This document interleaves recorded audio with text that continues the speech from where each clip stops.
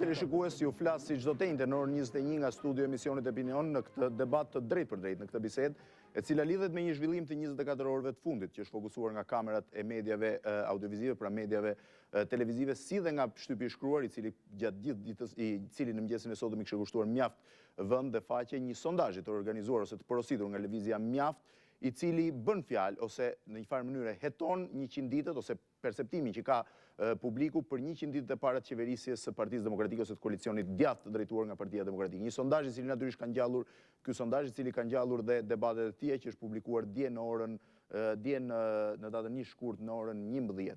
Për diskutuar mbi këtë sondazh, të ndarë në dy rrafshe, në atë që lidhet me besueshmërinë e sondazhit, ndërkohë edhe me sa i përgjigjet te realitetit, si dhe me pjesën e dytë, atë që lidhet me leximin e disa prej dënave kryesore të këtij sondazhi, kam të ftuar sot 6 personazh. Duke nisur nga zoti Ylli Pango, deputeti i Partisë Demokratike, njëkohësisht një njohës i mirë i sondazheve. Mirëmbrëma zoti Pango, mirë se keni ardhur. Zoti Blendi Klosi, sekretari i burimeve njerëzore të Partisë Socialiste, deputeti i kësaj partie. Mirëmbrëma zoti Klosi. Zoti Artan Hoxha është nga Instituti i Studimeve Bashkohore. Mirëmbrëma zoti Hoxha. Erion Veliaj nga lëvizja Mjaft. Mirëmbrëma zoti Veliaj. Në linjë për drejt janë duke na ndjekur Arbjan Mazniku, njeriu i ngarkuar nga lëvizja Mjaft si koordinator për këtë projekt, i cili do të qëndrojë për pjesën teknike, për dhënë shpjegime dhe natyrisht për të komentuar pjesën teknike të organizimit të sondazhit. Mirëmbrëma zoti Mazniku. Mirëmbrëma. Si dhe Blendi Kajsiu, komentatori i shtypit të përditshëm. Mirëmbrëma zoti Kajsiu. Mirëmbrëma. Pra të nderuar teleshikues, sikur se thash, tema e debatit sotëm do të jetë ky sondazh i ndarë në dy pjesë. Por përpara se të fillojë emisionin, përpara se t'ju jap fjalën të ftuarve, po ju njoftoj që nga emisioni sotëm, gjatë gjithë javës ju keni në dispozicion një numër të telefoni, është një numër që në cilin mund dërgoni vetëm mesazhe SMS, nuk merr thirrje telefonike, i cili do të shfaqet në ekran pak momente më vonë, është numri 069 20 55 150. Mesazhet që ju mund dërgoni këtë numër mund të shërbejnë për dërguar sugjerime, për dërguar aprovimin ose dizaprovimin tuaj për qëndrimin e të ftuarve, gjithashtu mund të bëni publike shumë problemet tuaja. Unë do t'ju përgjigjem edhe gjatë javës në këtë përmes SMS-ve, natyrisht në këtë numër telefoni. Pra gjatë gjithë javës e keni në dispozicion, mund ta shënoni për të komunikuar drejt për drejt me mua. Natyrisht mesazhet nuk do të shfaqen në ekran, pra nuk janë për publikim. Por i kthehemi tani tek tema e debatit sotëm, sikur se thash që kam marrë shkas nga debati 24 orëve të fundit që lidhet me sondazhin e lëvizjes Mjaft. Zoti Veliaj, tani me ju? Sa real është sondazhi ose sa mendoni ju që i përgjigjet realitetit në vend? Sondazhi ka një margje ngabimi ashtu si çdo sondazh. I cili thot plus minus 2.6. Plus minus 2.6. Po ju flas jashtë këtij. Pra ka një sigurisht që ka një koeficient i cili devion. Është realisht i mjaftueshëm për periudhën në cilën është kryer sondazhi. Ka qenë data, besoj 9, ka qenë 2 javë i mesit i janarit.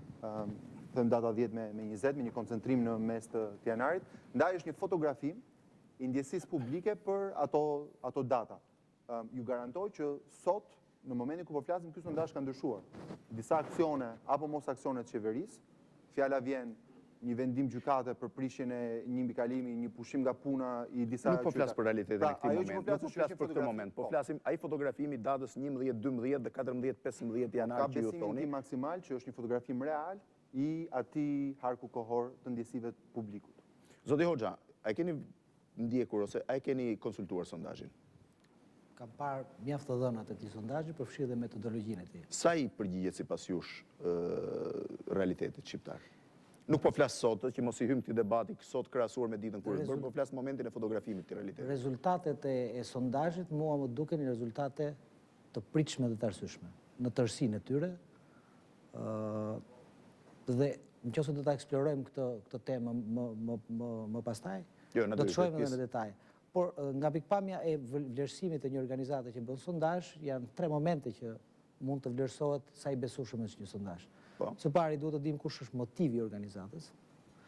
Nëse ka motiv të njohë realitetin dhe ta transmetohet të publikut me besnikëri, siç dalin rezultatet, apo ka një motiv për të ndikuar një opinion publik.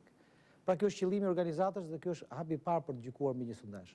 Së dyti është metodologjia e përdorur, e cila mund gjykohet që nga pyetësori, kampioni, mënyra si janë bërë intervistat, a ka ndikuar emri i organizatës në sjelljen e të intervistuarve, pra shumë elemente teknik.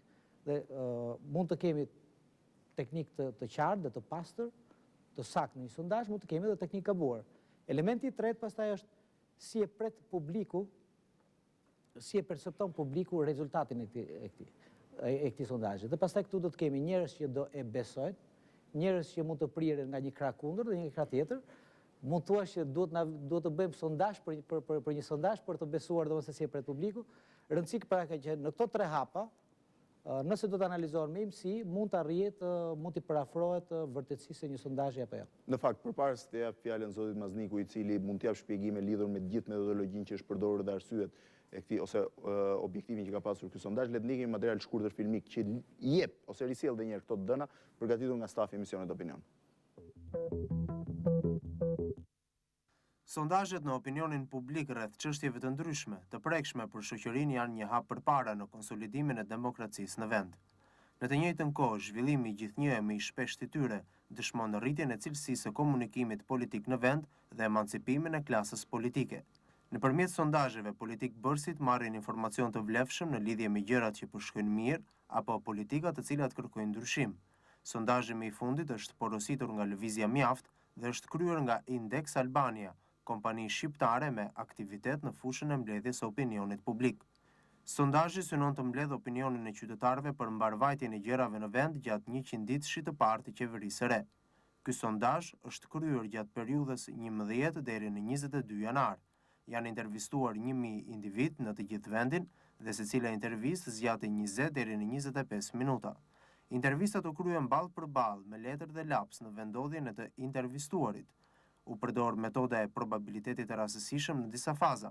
Intervistimi u bën në 124 pika vëzhgimi në të gjithë territorin e Shqipërisë. Rezultatet e anketës kanë një kufi gabimi statistikor prej 2.6%. Ky është sondazhi i tretë i porositur nga lëvizja Mjaft. 2 paraardhësit kanë qenë të kontestuar nga politika. Zoti Mazniku, më duket se pjesën kryesore të shpjegimeve stafi e kishte përgatitur duke u nisur nga sondazhi juaj. Unë do të ty bëja të njëjtën pyetje që zoti Veliaj dha një përgjigje, por doja pak më në mënyrë më të specifikuar. Sa mendoni ju se mund të jetë marzhi i gabimit? Unë besoj se margji i gabimit mbetet ai që është margjini statistikor. Pra, gabimi statistikor teknik që mund të ndodhi prej plus minus 2 prej 6%. Dhe them se është ky margjini dhe i pranueshëm. Në fundit, ama nga ana tjetër duhet thënë që sondazhet synojnë të mos japin një matje me gramaturë në mënyrë veçantë kur flitet për sondazhet e opinionit publik, të çështjeve në përgjithësi, nuk mund të themi që ka me gramaturë kaq apo aq, por ama japin një trend të përgjithshëm të mënyrës se si kjo është çështja, tendencën e përgjithshme. A besoni që e përcjellin në mënyrë realiste? Unë besoj se e përcjellin në mënyrë shumë realiste. Zoti Kajsiu, sa e besoni ose në perceptimin tuaj, sa realist mund të jetë ky sondazh? Po, zoti Fevzi, unë përgjithsisht jam i një mendimi tjetër në raport me parafolësit, sepse vetë pyetja që bëni ju më prezantuat si komentator, po në fakt jam politolog me profesion, është pa përgjigje. Ju kërkojnë ndjes atëherë gjithsesi? Po. Është pa përgjigje, që do të thotë, unë ose ju ose të tjerë nuk mund ta gjykojnë një sondazh në raport me intuitën e tyre, pikërisht sepse intuitat, pritshmëritë janë të ndryshme, ne bëjmë sondazhe sepse nuk mund të debatojmë për pritshmëri apo intuita. Pra, nuk mund të gjykohet një sondazh nga rezultatet që paraqet, për sa përqind u përgjigjen në këtë pyetje apo në ato pyetje. Një sondazh vlerësohet nga metodologjia dhe nga ndërtimi i pyetësorit. Dhe vlerësimi për këto sondazh nuk bëhet në raport me rezultatet që ai ka prodhuar, por me pyetjet që ka ngritur. në një sondazh më e rëndësishme se përgjigja është pyetja, sepse pyetja e para përcakton përgjigjen. Dhe vlerësimi i këtij sondazhi në raport me pyetjet që janë ngritur është që ky është sondazh shumë problematik. Për çfarë arsye? Mund të Ka përmbledhni? pyetje jo profesionale, ka pyetje me tendencë dhe ka interpretim pyetjes gjithashtu me tendencë ose jo korrekt. Domethënë ne mund të futemi te këto më vonë, më hollësi, por paraprakisht dua të them që problemi nuk është thjesht me sondazhin, ajo që unë kam ngritur në shtyp dhe më përpara, është aktori kush e bën këtë sondazh.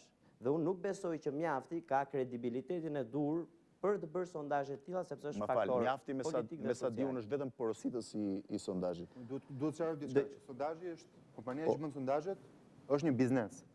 Dhe si till është në këtë biznes për të bërë para. Pra kushdo qoftë porositësi, kjo kompani ka interes të bëjë një punë saktë, që të ruaj kredibilitetin e saj dhe të ruaj tregun.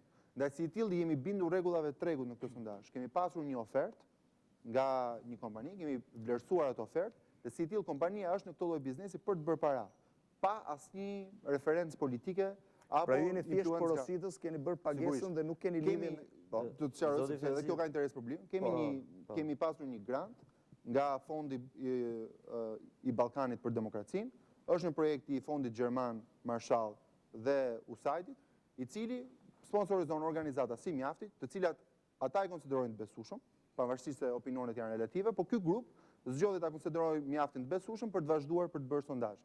Dhe si i tillë kemi përdorur të gjitha rregullat e tregut, pasi kemi marrë një ofertë, kemi porositur një sondazh nga një kompani që trajton këtë thjesht si një biznes për përfitimin e tyre.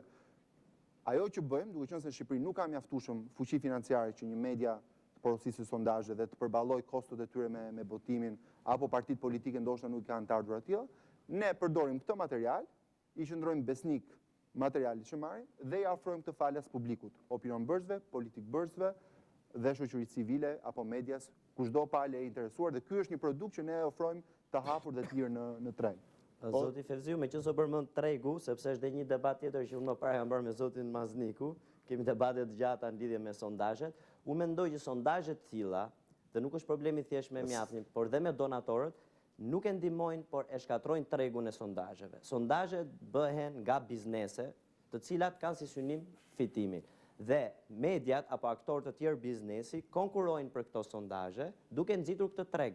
Në momentin që Mjafti i ofron këto sondazhe for free ose falas, shkatrohet tregu. Për ta thënë më thjesht, nëse televizioni juaj bën një sondazh duke paguar një kompani e cila pasaj dele mbron atë, atëherë një televizion tjetër nxitet për të bërë një sondazh tjetër për të tërhequr shikuesit. Në rastin konkret kjo nuk ndodh, sepse me Mjaftin nuk konkuron një organizatë tjetër, dhe Mjafti vetvete nuk është biznes, dhe Mjafti nuk konkuron ndershëm në kuptimin e biznesit, sepse financohet nga donator.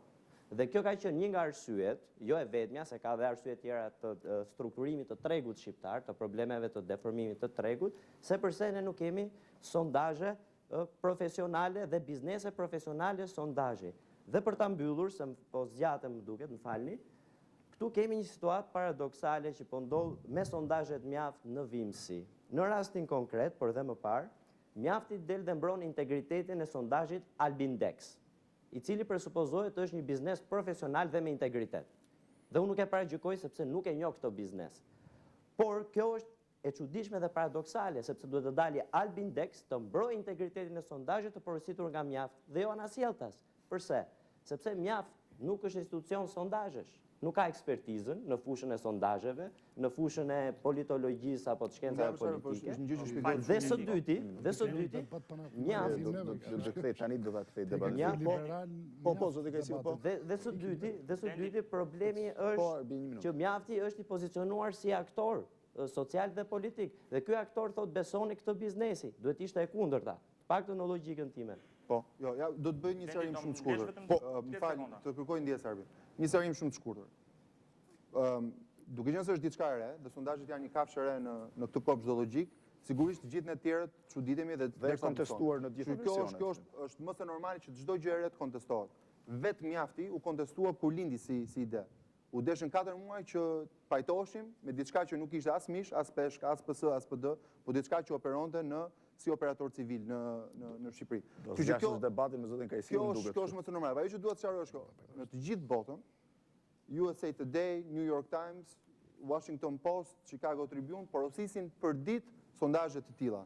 Dhe sigurisht këto gazeta si porositës janë ato që i publikojnë, janë ato që marrin përsipër riskun, janë ato që hedhin këto ide në treg. Asnjëherë nuk bëhen lanet në publikun amerikan apo në publikun evropian kompanitë që bëjnë sondazhet. Ai miku që prodhon një punë të tillë, kompania në fjalë, pasi dorëzon punën, nuk ka obligim tjetër përveç se të dorëzoj punën për të cilën është kontraktuar. Ndaj më duket tepër patetike që të hym një debati pse nuk del kompania dhe ajë të kryqëzojmë një biznes i cili ka bërë këtë punë. Ajo që po them është kjo është një kulturë e re. Nëse do flasim për metodologjinë e sondazhit mund të rrim këtu çdo natë, besoj që ka mjaftueshëm thesare për të studiuar dhe për të folur dhe besoj që janë interesin e publikut ato që janë gjetur. Për gjë konkrete, nuk po flasim për metodologjinë. Ka qenë një kohë në Shqipëri ku e vetmja fabrikë që prodhonte bukë, ka qenë fabrika e bukës ose në Tiranë, ka qenë fabrika e bukës në kombinatu ushqimor. Fakti që nuk ishte bukëpjekës të tjerë, nuk do thotë që njerëzit do ngelishin pa bukë. Mjafti nuk mund dihet fajtor pse nuk ka operator të tjerë në këtë treg të prodhojnë këtë lloj buke. Për sa kohë që ne kemi këto mundësi financiare, për sa kohë që kemi këtë kredibilitet të ndërkombëtarët për të financuar biznese të tilla që të na ofrojnë këtë produkt, do vazhdojmë ta bëjmë këtë. Bujrum çdo konkurrent, çdo iniciator, çdo financier për të sponsorizuar programe të tilla. Por nuk mund të rrinë njeriu pa bukë, sepse nuk ishte treg të liberalizuar të bukës dhe nuk mund të rrinë pa sondazhe në vitin 2006 në Shqipërinë Europiane, sepse nuk ka të tjerë që nuk po marrin këtë iniciativë. Dhe nuk mund të kuroj këtë lloj kompleksi sondazhe ka, nuk është ky i vetmi, sepse po ja një minutë që mos ta personalizojnë gjithë debatin. Po, zoti Pango, ta marrë nga fundi, në fakt ne patëm një e kuptova. Jo, mos e merr nga fabrika e bukës. E nis nga fundi për të dalë aty që ne në fakt kemi pasur situatë që me një fabrikë buke është ngelen për bukë. Kështu që tregu, nëse Eriona nuk e mban mend, do të ka qenë shumë i vogël. Ishte keq menaxhimi në mosh. Ishte keq menaxhimi. Jo, unë shikoj, kjo ishte vetëm për dhon për të pasuar fjalën tënde për humor. Po, kjo në fakt është një problem që përpara se të japat përgjigjen e pyetjes tuaje të parë, vërtet ka dy probleme që lidhen së pari me mungesën e institucioneve të specializuara. Sepse thash, pa diskutuar pjesën e besueshmërisë dhe afërsinë me realitetin. Nuk flas për mjaftin, më kupton drejt, ja se kam filluar. Pra, nuk lidhet me faktin se ka bërë mjaftin, ne lidhet më tepër me faktin që ne nuk kemi institucione ende apo institute ende prestigjioze dhe specializuara. Megjithatë, kjo është një kulturë që tashmë ka hyrë. Ne kemi parë disa sondazhe që ju e dini, NDI dhe Gani Bobit dolën shumë të saktë ose pothuajse të saktë përpara zgjedhjeve të rekorikut. Kemi pas një minutë. Kemi pasur edhe një sondazh të parafort në lëvizja mjaft, nuk e di se ku që porositur. Ideja është kjo pak a shumë që ne po fillojmë ta kemi këtë kulturë, po në rastin konkret për të përgjigjur pyetjes tuaje të parë, unë do të vjen duke që sondazhi pjesërisht ka goditur dhe këtu do flas jo politikisht, po flas shkencërisht, duke bazuar në anën metodologjike, pra pjesërisht ka goditur dhe pjesërisht për shkak të jam dakord me Blendin, të formulimit të disa pyetjeve nuk ka goditur aty ku duhet. Pse e them këtë? Sepse një sondazh duhet të ketë një metodologji të mirë vërtet, pra duhet të ketë zgjedhjen e kampionit të saktë, duhet të ketë indeksimin, kuotimin apo stratifikimin e grupeve që do të sondohen apo do të pyeten. Dhe duhet të dali ka i marzhit, domethënë i cili mund të jetë siç ata aty këtë 2.%. Por është shumë e rëndësishme ana cilësore, formulimi i pyetjeve dhe marrja parasysh e specifikave të intervistuarve. Këtu neve kemi disa probleme, të cilat do t'i vëmë në duke edhe më poshtë dhe që shkaktojnë në disa raste përgjigje të tipit prematur do t'i quajon, sepse dhe pyetjet janë të tilla. Përsëri e lidh me atë që tha Mazniku pak më parë, nuk mund ta peshojmë me gram. Efektivisht në disa pyetje është bërë kjo gjë. Të thuash çfarë note merr qeveria dhe të nxjerrësh mesatare 6.3. Kjo nuk më fal ta mbaroj. Kjo nuk është vetë se një gramatur, po do të thosha një gramatur tepër e trash, sepse një vlerësim me notë i qeverisë përfituroni nuk qëndron fare një paralelizmi i vlerësimit me 10 nota, që është huazuar nga Bleri, është vlerësuar mbasi ka qenë vitin që... Këtu po thyet miti që qytetarët japin notë pushtetit. Po nësë ndërpreva. Pra, vitet të tëra, Bleri ka dhënë provat e qeverisës së tij. Ndërkohë që dhe kjo është një nga pikat që unë do të diskutoj, kjo qeveri është ende në fazën e vlerësimit të ritmit të ecjes, të perspektivës së saj dhe një pjesë e pyetjeve janë të tilla, por në disa aspekte është dhe vlerësimit të saj, ku vërtet është sakt një vlerësim për antikorrupsionin, për transparencën, që janë gjëra që duken, ose për shkurtimet në qeveri, më fal, gjë që nuk ka mundësi të mos i vlerësosh më njëherë edhe pa pyetjet tuaja. Ndërkohë aty ku bëhet, aty ku bëhet gramatura, më fal për ta mbaroj. Më fal, jam ndërprerë disa herë çuditshme. Shiko, po del kultura politike pak më lart se sa e shoqërisë civile. Neve dëgjuam me kujdes rreth çerekore bashkë me Blendin. Ndërkohë tani ne po flasim ndërprerë disa herë nga zoti Veliaj, ju lutem. Jeni mësuar dëgjoni në parlament shoqëria civile së Edhe një herë, ideja është kjo. Në disa nga pyetjet, thjesht duhet marrim parasysh se kë intervistojnë dhe çfarë cilësie ka vetë pyetja. Të pyesësh si mund të mi kategorizosh këta ministra, të mi klasifikosh, përfitoro se çfarë horizonti jashtëzakonisht të gjerë duhet të ketë një i intervistuar, që të njohim që të njohë me saktësi se çfarë bëhet në bujqësi, çfarë bëhet në arsim, çfarë bëhet në punët sociale, çfarë bëhet në shëndetësi dhe t'japi një vlerësim kaq sintetik. Në një kohë që janë po këta do t'jap kontradiksion në parë të pyetësorit tuaj, që janë po këta të intervistuar që kur pyeten çfarë rezultati shikoni, si ndjeni, 81% e tyre në një pyetje tjetër ndjen krejtësisht të pa qartë se çfarë duhet të thonë nga vetë përgjigjja e tyre. Tani bëj keq interpreton. Jo. Vetë përgjigjja tregon turbullim. Pra them, vlerësoj ato çka duken, dhe që ato që janë pozitive për qeverinë. Që ta bëni këtë prandaj ura parantezës, nuk është vlerësimi politik, po është metodologjik. Pse? Nuk ka nevojë të bësh shkencë të madhe Blendi për të kuptuar që këtu së paku transparencë ka, së paku luftë kundër korrupsionit ka, së paku shkurtime në administrat dhe lehtësim të peshës qeveritare ka, së paku, më fal, që kanë rezultuar edhe pa bërë peshime gramatura, pa ndonjë sondazh kush e di çfarë, dhe që ka një reformë fiskale që duket sepse ka shifra shumë të sakta. Pra, kjo pjesë nuk se është janë dakord politikisht, sepse më intereson mua se mazharancë, po sepse është lehtësisht e dallueshme. Kur hyn në kategorizime të tipit kush ministër është me i zoti, ç'not merr qeveria, e të tjera të këtij lloji, apo sa ndjeni probleme apo varfërie që është absurde, mbas 4-5 muaj qeverisë të gjykosh për varfërimin apo për pasurimin. Shumë shpejt.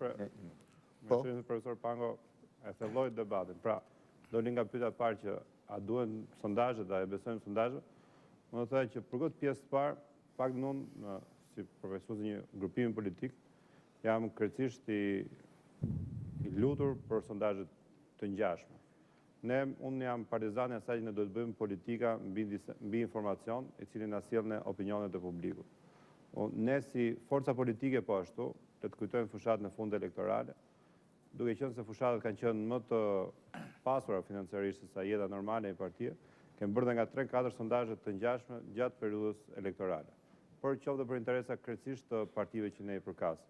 Prandaj është shumë e rëndësishme që ne të falenderojmë çdo që sjell në opinion një vlerësim të qytetarëve apo të... Ti kthehemi sondazhit konkret, që mos dalim me terren. Për sa i përket sondazhit konkret, natyrisht sondazhet do unë bashkohem me gjitha komentet, të cilat qëndrojnë. Pra ka probleme me mënyrën se si janë formuluar pyetjet, dhe kjo vjen për shumë arsye, mënyra se si ne i shikojmë pyetjet, natyrisht ka dhe probleme për sa i përket përgjigjeve. Por unë do të thëj që ne, si politikanë të paktën, do duhet ta marrim të sondazhe dhe ta vlerësojmë.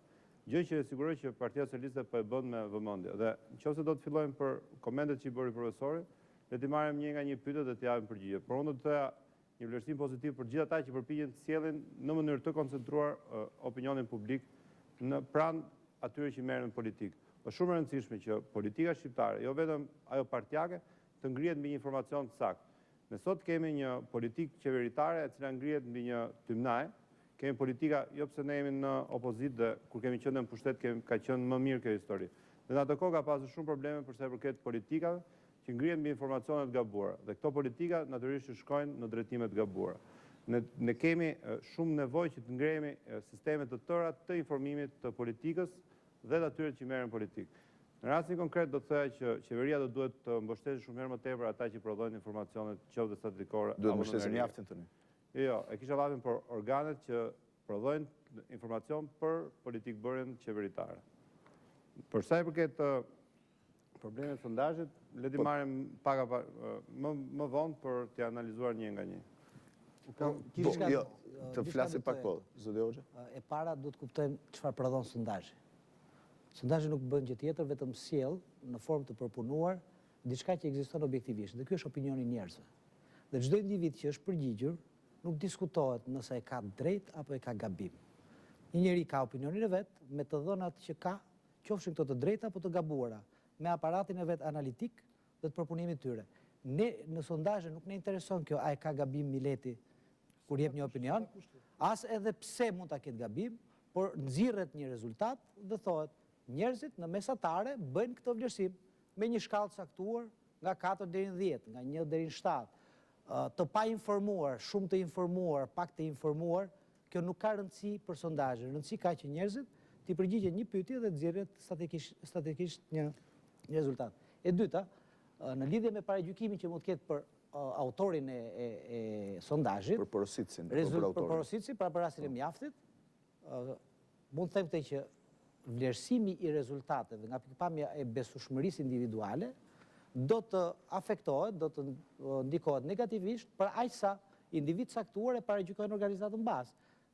Në qoftë se organizata që ka bërë sondazhin do të ketë një paragjykim shumë të fortë, rezultatet ka shumë gjasa që të paragjykohen fort.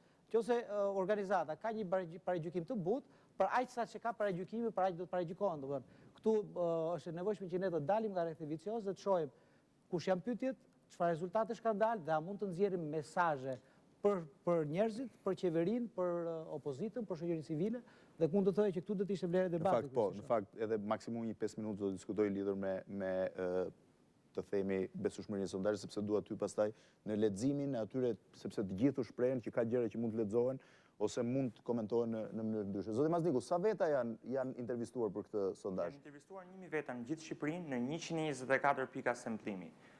Tani çfarë ndodh është, duhet thënë kjo, në gjithë vendin janë sonduar njerëz.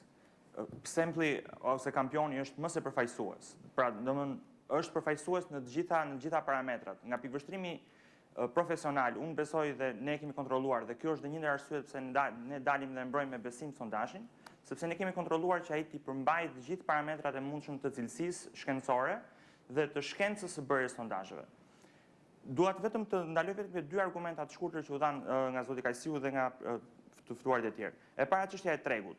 Në asnjë sekond nuk kemi prishur tregun e sondazheve. Kemi punuar në treg në mënyrën se ai funksionon. Ne jemi një blerës i një produkti, siç mund të ishte një media, siç mund të ishte një televizion, siç mund të ishte një kompani private. Pra nuk kemi prishur këtë treg. Ne kemi siguruar disa para, siç mund të ishte siguruar dikush tjetër, apo siç mund të kishte nga paratë e veta një media apo një individ, dhe kemi blerë një produkt. Arsyeja pse ne e mbrojmë është sepse është prona jonë. Pas momentit që ne kemi blerë sondazhin, pas momentit që ne kemi marrë produktin, ky informacion është prona jonë. Ne po dalim t'ja japim këtë pronë publikut dhe është detyra jonë ta mbrojmë në mënyrë që ta bëjmë atë të besueshëm ose të tregojmë që të paktën ka kaluar filtrat e mundshëm teknik të parit që vlen apo nuk vlen. Për sa i përket çështjes pyetjeve, a janë pyetjet të gabuara apo janë të drejta? Nuk ka pyetje perfekte. Gjithë pyetjet janë, disa janë më të mira, disa janë pak më të mira. Ama pyetjet marrin përsipër të japin informacion për atë çka pyesin. Pra, në momentin që do të gjykohet rezultati, gjykohet paralelisht me pyetjen. Shikohet pyetja dhe pastaj shikohet edhe rezultati. Dhe këto janë të ndërthuara me njëra tjetrën. Do doja ndaloja vetëm një sekondë tek pika 4 deri në 10. Jemi shkëputur nga një për ta shpjeguar për teleshikuesit që mund mos jenë të azhërnuar në pyetësor, të gjithë atyre që janë pyetur, pra 1000 personave që janë pyetur 124 pikat, ju është kërkuar që ta vlerësojnë qeverisjen e vendit, që nga kryeministri e deri tek ministri i fundit me notën nga 4 deri në 10. Qeverisjen e vendit, më pas edhe qeverinë. Po? Në formën origjinale në pyetësor ishte 1 deri në 7, sepse kjo është forma tradicionale e sondazheve. Kërkuam ta ndrojmë 4 deri në 10, sepse meqenëse shqiptarët janë mësuar me këtë formë. Meqenëse ne jemi mësuar, kjo është forma më e thjeshtë e vlerësimit për çdo qytetar shqiptar, se të gjithë kanë qenë në shkollë dhe dinë që 4 është shkelje, është ngelje dhe 10 është maksimumi. Dhe kjo është më e thjeshtë për t'u kapur dhe bën më shumë sens. Po? Arbi, mos u lot diçka vetëm vogël për pyetjet. Nuk është problemi thjesht ka një pyetje që ne përdorim për ilustrim. Kam vetëm një ndërhyrje në metodologji. Kampioni është zgjedhur në rregull, 1000 veta. Edhe metoda random choice me grupe që i keni 3 çdo 3 ose çdo 4 është në rregull. Ka pyetje me fund të mbyllur që ju e përdorni aty dhe pretendoni që keni edhe pyetje me fund të hapur për publikun e gjerë. Çfarë është pyetje me fund të mbyllur? Është një pyetje e cila nuk të le mundësi tjetër veç se të zgjedhësh midis opsioneve që të paraqet intervistuesi, okay? Dhe këtu për mendimin tim të gjithë pyetjet me fund të mbyllur janë të tilla që bllokojnë arsyetimin e të intervistuarit, do të dalë dhe tek ajo që tha zoti Hoxha, nuk e kam tek intervistuari, absolutisht e përcaktimit i tij. E kam tek pozimi që i bën ti si pyetje, sepse varet ti do marrësh çfarë do të mbjellësh. Dhe në matematikë ka një aksiom, në qoftë se nuk e pozon drejt problemin, mund të rendësh mbas një zgjidhje të gabuar për shekuj. Ju e dini këtë rast. Për këtë arsye ta mbaroj. Për këtë arsye, më lejo ta mbaroj, të lutem. Të lutem se është shkencore ndërhyrja. Është e fundit për këtë problem se do ta mbyllni apo jo. Dhe pyetjet me fund të hapur ose pyetjet e tipit të organizuara me fokus grupe, nuk bëhen me intervistime të thjeshta, po organizohen grupe, edhe grupe interesi, fjala vjen një grup që ka një interes caktuar për një fushë caktuar, që është më profesional dhe duke marrë mendimet e tyre të incizuara, ke edhe intervistimin sasior dhe atë cilësor. Në rastin konkret ke vetëm pyetja me fund të mbyllur dhe në metodologji kjo është e dëmshme, se në disa nga përgjigjet që kemi këtu, duke pas vetëm këto pyetje, kufizon të intervistuarin vetëm në disa opsione. Dakor, Blendi, vetëm një ndërhyrje të fundit. Nga ana tjetër është e drejtë. Të gjitha pyetjet që janë përgatitur këtu janë të gjitha pyetje me fund të mbyllur dhe kanë të dhëna statistikore me shifra. Nga ana tjetër dua të them, të gjitha pyetjet janë pyetje pothuajse standard të gjitha sondazheve që bëhen në gjithë botën për vlerësimin e punës qeverisë. Jo, vetëm një pyetje kisha zoti Mazniku sepse nuk dua ta zgjas më këtë debat. E vetmja pyetje që unë do ju bëj për ta mbyllur pjesën teknike ishte, a keni pasur ju preferenca politike në momentin që keni porositur sondazhin? Absolutisht jo. Lëvizja Mjaft nuk është një lëvizje politike në pikështrimin partijake. Nuk ka pas preferenca politike, përkundrazi. Mund them që është më se i ftohtë dhe ka qenë plotësisht i thjesht dhe teknik dhe shkencor. Ju kishit diçka zoti Hoxha në këtë drejtim? Në lidhje me metodologjinë... Jo, në lidhje me këtë që thash, lidhur me preferencat. Unë të thoj këtë gjë që Mjafti është një aktor që merr pjesë në politika, në debatin politik. Dhe këtë s'mund të fshihet. Shoqëria civile merr pjesë në politik, në forma nga më të ndryshme.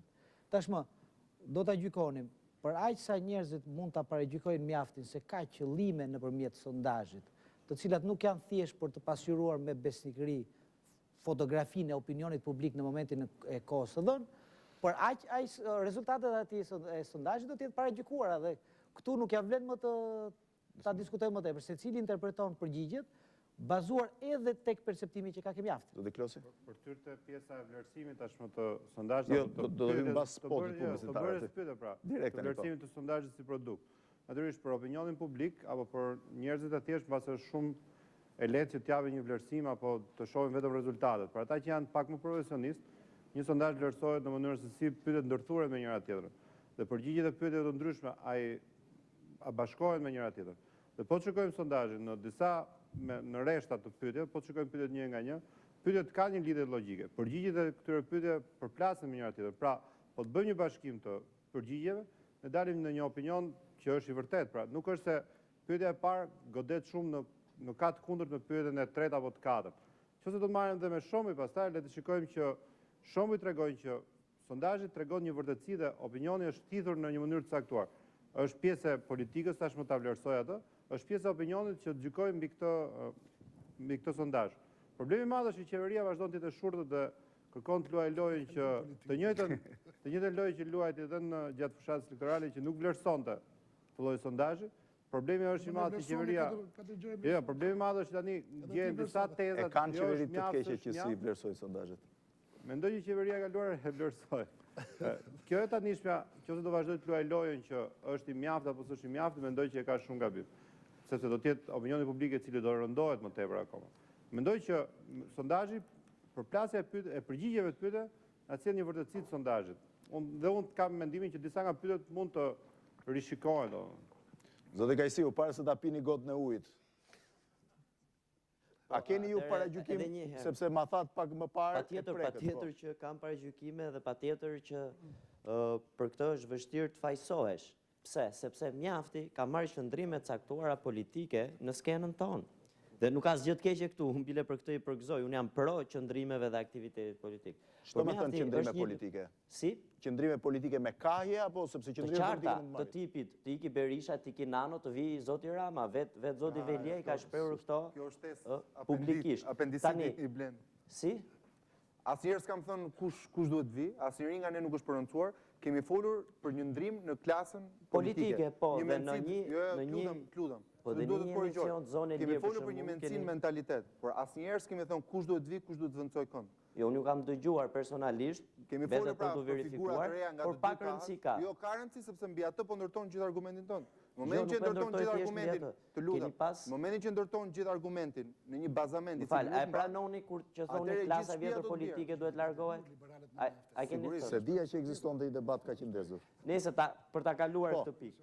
Pra, duke qenë se Mjafti është aktor dhe faktor, jo vetëm social, por dhe politik, sepse është përfshirë në politik bërje në drejt për drejt, me qenë se vetë Mjafti e ka deklaruar, dje deklaroi zoti Mazniku, mbase do më kundërshtoj sot, që ne jemi në një raport opozitar me qeverinë dhe kemi qenë konsekuent në raportin ton opozitar me qeverinë. Është detyra e shoqërisë civile, Po nuk po them që është e Shtetet e Bashkuara në Britaninë e Madhe apo në çdo vend të zhvilluar. Ndaj është më se normale që aktorët, operatorët e shoqërisë civile, përveç se disa raste kur mësyn qeverinë, është më se normale që aktorët e shoqërisë civile të jenë operatorë aktiv në këtë treg, për t'i bërë oponencë politikave qeverisë, jo një qeverisë aktuar. Po vetëm sekonda e fundit sepse duhet ta mbyll të debatin. Do me thënë se këtu pata një shkëputje se ndoqja do të zotin Veliaj.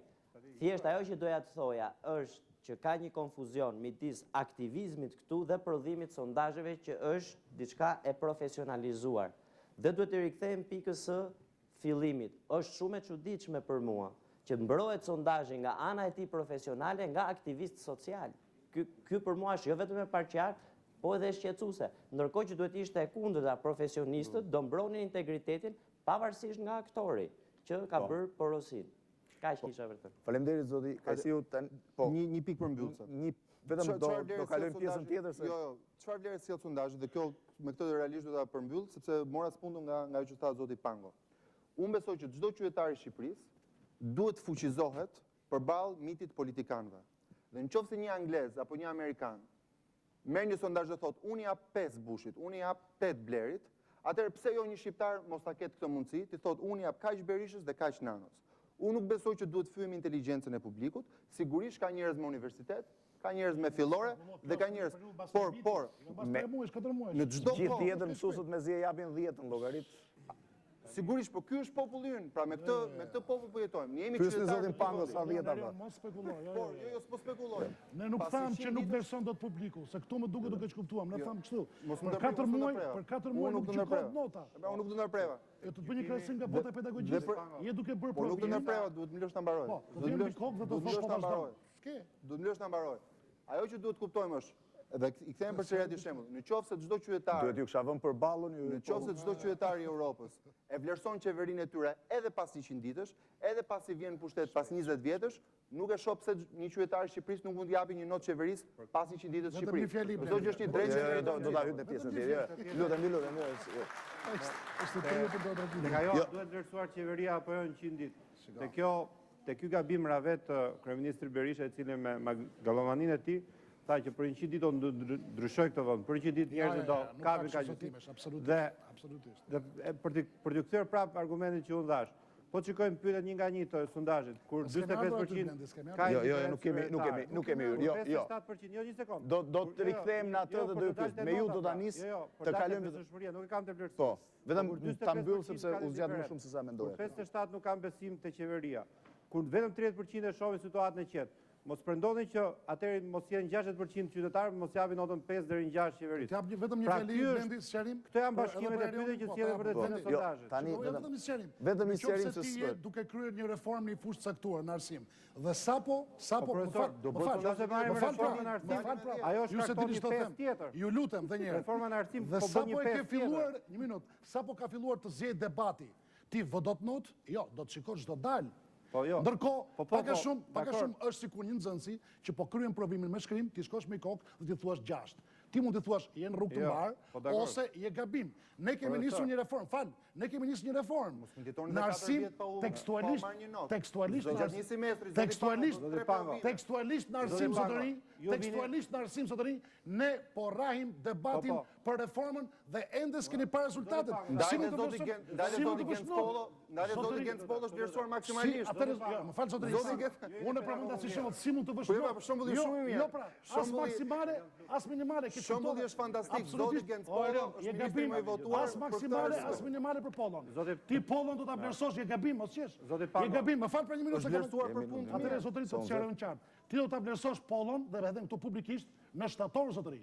Kur këta maturant kur këta maturant të shikojnë se sa matura shtetërore një, më fal, dhe sa konkurse 2 do të jenë kundër korrupsionit, sa rezultat do kenë, sa do liberalizohet shkolla, kurse tani vlerësohet që Polo është angazhuar punës, por nuk mund t'i vësh notë se do të shikosh rezultatin në shtator zotëri. Dhe këtu notën maksimale ke të gabim. Se ti kujtove, një minutë, ti kujtove se duke më treguar notën maksimale, mësurën absolutisht ke gabim. Qoftë maksimale, qoftë maksimale, qoftë minimale, nuk vjet notë tash në zotëri. Nuk thash nuk vjet notë negative. Ju jam shumë i qetë për timin e debatit. Shumë atë. Ti buzëqeshe se mendove që më kape një minutë në kundërthënie logjike, zotëri. Po më e fitove ti këtë debat. Edhe 10-ën, edhe 4-ën dhe 6-ën nuk i vë dot zotëri. Po s'po i vë unë, po i vë njerëzit. Pra na ke përpyetën. Tu fjala merr. Po jo gjatë një Blendi, edhe zoti Pango. Jo tani e fundit. Edhe zoti Pango gjatë një semestri bën 3 provime. Bën një provim muajin e parë, një provim mes edhe një provim fund. Ky është provimi i parë. Një treta ose një dyta e vitit shkollor. Shumë mirë, ne vlerësuam një tretë. 100 ditët për 4 vjet që do qeverisim ne, nuk janë vetë se një pikë ujë ende. Janë edhe Edhe në shkollë ka çdo ditë, ka nota çdo javë, ka semestër. Ju vetë kërkuat një vlerësim 100 ditëve. Por le të marrim shembullin që sollet për profesoratet. Zotëri ka fusha që Më thuaj profesor. Më thuaj nga profesorati i Erion Veliaj. Them kjo që thash në fillim, pyetjet janë gabim për disa. Bëj një përgjigje të pyetjes. Çfarë notë do të vënë qeverisë në 100 ditë saj të para profesorati shqiptar? Kur një nga reformat që po ndërmerret tani në arsim është kthimi mbrapsht në vitet, ju e dini më mirë se unë 88 apo 87. Pra për të rrëzuar sistemin e zgjedhjes pedagogëve. Të lutem, unë dëgjoj. Debat tjetër se bëjmë këtë debat. Vlerësime do të japin këta profesorë të cilët po hiqen kemi kodër për të zgjedhur dekanin, rektorin, për zgjedhur strukturat e drejtë. Blendi po paragjykon. Në radhë parë do jeni përgjigje as 5 për qeverinë. Shikoj, ju paragjykoni qeverinë shumë të keqe për tensionin politik. Ju keni një përgjigje shumë të keqe për korrupsionin qeveritar. Ju bëni po këtë gjë në parlament. Ju paragjykoni. Pa u marrë. Jo, kjo është një vlerësim që cilën e përgjigje profesor. Kjo është një vlerësim që ne vjen si parti, këtu janë politikisht. Lutem, ti mund të flasësh, pra në 100 ditë mund marrësh jo as 5 për reformën arsim. Ju paragjykoni. Nga profesoratet. Edhe një nuk kemi kaluar asnjë projekt ligj për arsimin në parlament zotëri. Por keni një debat publik. Por keni një debat publik. Po s'është pjesë akoma. E bëjmë debatin. Po ç'është të rajë debat? Ai kanë pronësi publiki. Regjia spotin publicitar të kompanisë Vodafone dhe të EHV-s. Regjia nderuar teleshikues, jemi rikthyer përsëri në këtë debat të drejtë për drejtë lidhur me sondazhin e fundit të porositur nga lëvizja Mjaft, një sondazh i cili ka hapur një debat që lidhet me besueshmërinë e tij, natyrisht dhe një tjetër ose me përgjigjen e realitetit dhe një tjetër që lidhet me produktin e tij, pra me leximin e produktit e tij. Meqense kemi mbaruar pjesën e parë, natyrisht pa gjetur një kompromis, kemi hyrë në pjesën e dytë dhe që lidhet me leximin e këtij sondazhi. Ka marrë me 10 SMS deri këtë moment, nuk kam mundësi gjatë zhvillimit të emisionit të lexoj të gjitha, pjesa më e madhe janë kryesisht pyetje që i drejtohen metodologjisë si ka përdorur sondazhi dhe mënyrës se si duhet lexuar ai. Nderuar teleshikues, ju mund të vazhdoni të dërgoni mesazhet tuaja në lidhje me këtë emision, me gjykimin që keni mbi të ftuarit e këtushëm, si dhe me sugjerime që keni për më pasun do t'ju kthej përgjigje menjëherë mbas emisionit ose në ditën e nesërme, për arsye se ka kaluar 100 numri i mesazheve dhe është i vështirë që të përgjigjem në moment. Po i kthehem tani, sikurse thash, produktit, pra këtij sondazhi për ta lexuar siç e lexojnë atë përfaqësuesit e këtij debatit sotëm. Zoti Klosi, si e lexoni ju këtë sondazh ose cila është problematika që del nga ky sondazh? Vetëm dua të jeni sa më konciz sepse do përpiqem që natyrisht jam sa më konciz dhe të jap dhe arsye pse ne lexojmë sondazhin në momente të caktuara në shërbim të politikave që ne kemi ngritur në këto le të themi 120 ditë të qeverisës apo ne 120 ditë që ne po bëjmë opozitë. Për sa i përket pyetjeve me radhë që do t'i marrim në pyetje në gjitha pyetjet. Jo, mos u merr me radhë. Mu mbështet tek pikat bazë që ti e gjykon më të rëndësishme nga ky sondazh. Pra, po ju një debat pak politik. Në pikat e para, pra që japin një mënyrë se si reagojnë qytetarët karshini një qeverisje, që duhet thënë që është një qeverisje e re, pra vjen vetëm nga 100 pak ditë, le të themi 100 ditë që janë vlerësuar, dhe indiferenca totale e qytetarëve na bën të kuptojmë që qytetarët e kanë vlerësuar negativisht të paktën startin e qeverisë. Po të marrim në momentet caktuara dhe po të shohim me radhë, ne kemi në pyetjen e dytë 57% nuk kanë besim te qeveria. Pra një qeveri e cila nuk ka 57% të besueshmëri në njerëzit që pyeten në 1000 veta, është një qeveri e cila ka regjia më vendos cila tabelë është kjo? Faqja 6, pra, duke gjykuar për tabela numër 6. Që shpresë dyshim apo jeni zhgënjur. Pra, me dyshim dhe i zhgënjur janë 57% plus atyre që refuzojnë.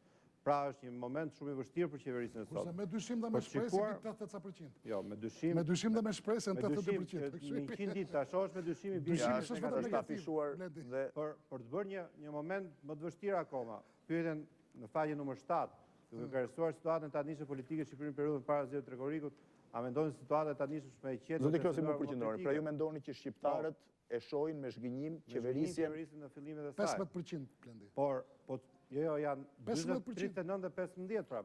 39 është me dyshim. Vetëm 43% janë. Po si me dyshimin favor tënd? tënd? Po shikojmë këtë pyetje që është më interesante. Shiko, dyshimi që pa përcaktuar. Si vlerësojnë qytetarët shqiptar gjendjen në Shqipëri? Dyshimi që pa përcaktuar. Shumë interesant, pra si mendojnë qytetarët? Dhe vetëm 30% e qytetarëve është numri faqja 7 e qytetarit. Vetëm 30% e qytetarëve kanë një mbështetje shumë të ulët politike për qeverisën Berisha. Vetëm 30% e qytetarëve e shikojnë të qetë. Ndërkohë që jemi në një fazë mbas zgjedhore, situata politike në një çdo shtet evropian modern, qoftë Shqipëri, do të ishte shumë e qetë mbas zgjedhjeve elektorale. Mbas zgjedhjeve elektorale vetëm 100 ditë ne kemi një situatë kur vetëm 30%, pra 70% e qytetarëve e shikojnë situatën kritike. Dhe pse ndodh kjo? Megjithatë profesorë që a përputhen përgjigjet e pyetjeve me ato çfarë po ndodh. Natyrisht realiteti është shumë i tensionuar. Realiteti është i tensionuar në parlament, realiteti është i tensionuar në parlament sepse kemi veprime krejtësisht abuzive mbi demokracinë parlamentare. Realiteti është shumë i abuziv për sa i përket reformës së administratës publike. Le të flasim pastaj edhe për reformën e administratës publike, e cila është një nga bllofet më të mëdha të kësaj qeverie, erdhi në pushtet me teza, me terminologji të madhe, por le dalim jo, kemi të lexojmë të dyet Blendi, lexojmë. Por të një nga problemet më të mëdha. Por të një nga problemet kemi një unë do bëj lexim shkencore politik. Do bëj lexim shkencore. Blendi ka gjetë faqet e gabuara, di pse? Jo, nuk ja sapo bisedova me Erionin. Vetëm 30% e qytetarëve shqiptar. Sapo bisedova me Erionin. 39% biem dakord, është e papërcaktuar. Një minutë. Vetëm 30% që regjia në ekran të afishoj tabelën. Regjia të afishoj tabelën. Faqja 7 e sondazhit. Vetëm 30% e qytetarëve. Pra 30% në një situatë kaq tensionuar. Dhe këtë situatë e kemi sepse kemi tensionuar me pushtetin lokal. Po dakord. E kemi të tensionuar se kemi parlament. E kemi tensionuar se kemi në administratë. 39% është e papërcaktuar, faqe 6. Vetëm faqe 6, 43%. Të thuash me shpresë 43%. Të pendon dy momente tjera dhe pastaj vazhdojnë ta bëjnë analizën. Ta bëjnë profesor analizën. Profesor vazhdojnë me analizën tuaj. Blendi, ma dhe fjalën? Çfarë? Si mund të jetë? Një sekondë. 81% në pyetjen numër 9, në faqen numër 9, do brenda 4 muajt personalisht në jetën tuaj, të familjes tuaj, si e ndikon efekti i qeverisë. Pra, 81% e njerëzve të intervistuar janë krejtësisht indiferent. Bën një bojkot të nuk ndjen ndonjë ndryshim. Nuk ndjen ndryshim, është që thashun. Nuk përcaktohet dot kaq lehtë. Është tabela numër 9, regjia, tabela numër 9. 81% e njerëzve të pyetur nuk ndjen asgjë nga kjo qeveri e re. Sepse drejt për drejt të familje, s'mund ta ndjesh dikimi me shumë sloganet. Po s'mund të ndjesh lulëzimin ekonomik. Pastaj për të shkuar tek natyrisht te nota, e cila është treguesi më flagrant për mënyrën se si e vlerësoi keq ose e vlerësoi mirë, ky është le të themi që është vlerësimi i opinionit. Do t'i kaloj pasaj notave. Një sekondë, vetëm për të thënë diçka. Del nota 4, 5 dhe 6, janë nota negative, janë mbi 60% e qytetarëve, të cilët është e njëjta me ato, pra, o profesor. Pra, ashtu siç është 60% që janë indiferent dhe shohin me mosbesim të qeverisë dhe nuk ndjen asgjë pozitive në këtë qeverisë, janë po këta 60% që japin notën 4, 5 dhe 6. Që ju si profesor e dini që është notë më së ordinere. Ato do flas për notat. Vetëm as më pak se 15% që japin një notë relativisht mirë këtij. Unë do të bëj vetëm një lexim. Do të kaluar pastaj. Ja, një minutë të përgjigjet. Ju flas më pas. Pyetja që ngre Fevziu është shumë e saktë dhe vërtet këtu ne si përfaqësues politikës do të tregojmë se sa dim të lexojmë jashtë politikës. Në qoftë se unë them që janë me dyshim 39% në një sondazh, 39-ta nuk llogaritet as minus as plus. Faqja 6.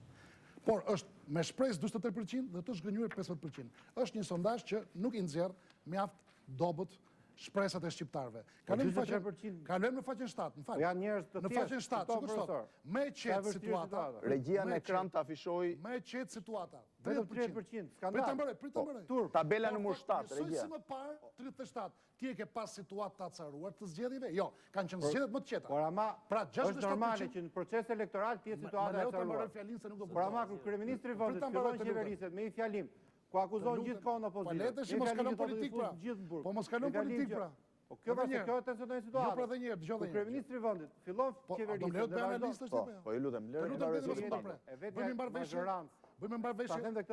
Dakord. E vetmja mazhorancë në qeverisë demokratike që gjithkohës merret me opozitën, është kjo qeverisë qeverisë dakord. Kjo është pjesa politike. Tani dëgjoj. Kjo është pjesa e vlerësimit. Tani pjesa e vlerësimit. Pjesa e vlerësimit. 5 deri në 6. Më e qetë thot 30%. Njësoj si më parë 37%. Ne nuk e kam konsideruar zgjedhjet të acaruar, këtë periudhën e zgjedhjeve dhe para zgjedhjeve. Është normale. Më dhe fjalën. Përjedhoj 67% janë që nuk e kemi situatë të tensionuar. Kurse 26% është tensionuar. Jemi mirë dhe këtu. Vazhdojmë tek ajo që unë kam gjithë çelësin e debatit tim. Faqja 9, ku thuhet nuk ndjej ndonjë ndryshim të dukshëm 81%. Është nga përgjigjet më të sakta që kanë dhënë shqiptarët. Pse? Sepse në aspektin e ndikimit në ekonominë familjare, në aspektin e ndikimit të depërtetën e treg, në aspektin e lullëzimit të biznesit, qoftë dhe për periudhën që kemi pas me vështirësi energjetikën, problemet e mëdhaja, neve nuk mund të themi që kemi përmirësim kaq shpejt. Por, në qoftë se do t'i drejtohesh pyetjeve të tjera, do të shikosh që analiza është vërtet e ndarë, siç e thash në fillim, pra ka përgjigje që përcaktojnë shumë saktë gjërat e lezetshme dhe ka përgjigje që jo. Shikon në faqen 3 rezultatet kryesore, sinteza. Shikoj që thuhet. Në luftën kundër korrupsionit, në reformën fiskale, në tatimet dhe në taksat, në transparencën e pushtetarëve ndaj publikut, është krahasimi me periudhën para trekorikut, dhe në reformën në arsim ka pasur ecuri, edhe unë thash fjalën ecuri, ritmi. Pra këto janë të dukshme, por nuk të prekin jetën familjare dhe të Kush nga këto është të dukshme? Për ta mbaroj. Lufta kundër korrupsionit është e dukshme. Ja sepse është e dukshme. Tani do ngelem se çka ka thënë Mjafti. Po ta vazhdoj të sqaroj pse. Në qoftë se ti në reformën fiskale. Nëse në reformën fiskale, sapo e tham, ke përgjysmor taksat e bizetit vol, kjo është e prekshme. Taksat bizetit vol vetëm letrat përgjysmore. Në qoftë se në arsim siç e thash, po bën përpjekje para përgatitjes, çikojmë se do dalin, por unë them para përgatitjes bën zgjen debati, atëherë prit them që zgjen në sens negativ. Edhe një herë mos më keq kupto. Njerëzit bën një vlerësim që këtu po ecet, nuk po thon ka dalë shkëlqyshëm. Kurse për sa i përket ta vazhdoj. Kurse më poshtë, jo pra. Po e lë të flasë më poshtë thuhet, zbutje e varfërisë thuhet. Respektimi ndarjes pushteteve, shërbimet shëndetësore. Po të shikosh me kujdes, ti nuk mund të flasësh, apo e thash, për zbutje e varfërie kaq shpejt. Është absurde. Nuk mund të flasësh për reformën shëndetësie kaq shpejt, kërkojnë kohë. Për respektin e ndarjes pushtetit. Po, e di që do të dilë këtu. Jo, kjo është dukshme. Hajde japim Cezarit që takon Cezarin. Për ndarjen e pushteteve, kemi do të propozoja një diskutim, se do vi pika në fund, një çik të veçantë, sepse këtu është vepruar shumë edhe me goditjen e imazhit, edhe me mediat shumë fuqishëm dhe një pjesë e njerëzve janë ndarë bardhëzi, edhe sipas bindjeve politike, po dhe sipas sentimentit apo një minutë do flasë zoti Hoxha me zotin Veliaj. Kam zotin Kajsiu, zotin Mazniku që porrin. E fundit Blendi përjedhoj. E fundit. Rezultatet kryesore dëshmojnë do që tash pakon përpara. Sondazhi, në ato pyetje, të cilat japin përgjigje të dukshme, që preken, siç janë antikorrupsioni, transparenca, reforma fiskale. Zoti Pango, t'ju qëndroj pak, sakta. cilat janë pikat ku ju mendoni që sondazhi ecën pozitivisht? Mi numroni dhe pikat ku mendoni që ka dyshim për mënyrën e hapja dhe transparenca e pushtetarëve ndaj publikut. Një. Taksat. Reforma fiskale. Pra hapja e pushtetarëve ndaj publikut është pozitive. Do t'ju pyes dhe ju, patjetër do ta marrësh fjalën. E dyta, reforma fiskale, tatimet dhe taksa. 3. Tetra, lufta kundër korrupsionit është shpallur hapur dhe nuk mund të flasësh për asnjë ministër publiku është duke dëgjuar. Keni pretenduar të nxjerrni fakte për asnjë ministër që mëson për korrupsion. E katërta. Po ja u them korrupsion. Reforma thuaj. Po ke kujdes të kesh fakte. Reforma në arsim. Ja, prit, reforma në arsim, prit. Në reformën arsim, pa dyshim, edhe njerë, nuk mund të pres rezultat tani që jam në mes vitit shkollor. Pa dyshim që do vlerësoj përpjekjet. Cilat janë pikat e dopta? Pikat e dopta që unë prap nuk i konsideroj të dopta, po nese që mendoni që si janë aty të palexueshme ende janë zbutja e varfërisë. Nuk mund të flas për 100 ditë për zbut varfërinë. Ishte vërtet një sukses i jashtëzakonshëm. Nuk mund të flas për reformë shërbimit shëndetësor. Komentaroj që ka qenë dhe dimri vështirë, ka qenë dimri më i ftohtë, ka qenë edhe kriza energjetike. Eksakt. Dhe njerëzit, sidomos njerëzit në zonat rurale, e kanë ndjerë këtë efekt në varfërinë familjare. Tjetra, shërbimet shëndetësore. Në shëndetësinë kemi përpara një reformë të jashtëzakonshme, që nuk është e lehtë. Ju keni lënë një sistem të rrënuar në shëndetësi. Detyrimisht do kohë. Sepse aktualisht vendi nuk ka asnjë sistem tjetër më të rrënuar se sistemi shëndetësor dhe ndoshta jashtëzakonshëm. Shikoni sa interesante janë Blendi, shikoni sa interesante janë vlerësimet. Pyesni ftuarit se si shkojnë për të kuruar në spitale apo ambulanca. Shikoni sa interesante janë vlerësimet pak më poshtë për prokurinë dhe gjyqësorin. Po. Të ndikoja, që fillojmë dhe ta lexojmë pyetësorin dhe jo t'i ndrojmë mendjen publiku, se publiku u testua, e ka dhënë mendimin e vet dhe ne me një natë debat nuk ja ndrojmë mendjen. Le ta quajmë këtë fotografi si mund ta bëjmë të vlefshme. Si mund të lexohet kjo nga ana e qeverisë për shembull. Unë do të gjej shumë informacione të vlefshme për të mësuar. Për shembull, ka një konsensus shumë fort në pyetësor për politikën fiskale të qeverisë. U bë një veprim për gjysmimin të taksës biznesit vogël. Dhe në qoftë se do të vazhdoj me këto politika fiskale, ky konsensus do të ruhet. Ashtu siç ka një konsensus të dukshëm për një pyetje që lidhet me ristrukturimin e institucioneve, të ministrive, ku njerëzit japin konsensus të gjerë, por bashkëshoqëruar me një pyetje tjetër, që lidhet me mënyrën se si po bëhet reduktimi i administratës. Njerëzit nga një krah mbështesin mënyrën se si po bëhet shkurtimi dhe ristrukturimi i institucioneve dhe nga ana tjetër shfaqin dyshime, hezitime dhe kritika për mënyrën se si po bëhen shkarkimet në administratë, largimet nga administrata. Pra kemi dy pyetje nga të cilat ne mund të mësojmë. Pra shumë mirë që po shkurtojmë ministritë, shumë mirë që po bëjmë ristrukturime, por me informacionin që publiku ka marrë, duket se ka krijuar opinionin se një pjesë e largimeve në administratë nuk po bëhen në përputhje me atë çka dhe vetë Partia Demokratike ka premtuar në fushat që do të respektojë administratën. Këtu tash qeveria mund thotë, unë jam në rregull me zbatimin e ligjit, por ka një dizinformim publik, dhe atëherë duhet t'i japi rëndësi. Është çështje reale apo çështje PR-i? Duhet t'i japi rëndësi shpjegimit apo me të vërtetë në segmente të caktuara të administratës për hir të ristrukturimeve dhe presioneve të ndryshme bën kalime. Informacioni pra ka rëndësi që të shifet nga ky këndvështrim. Nga ana tjetër do thoya këtë gjë që duke që përgjigjet janë shumë koherente.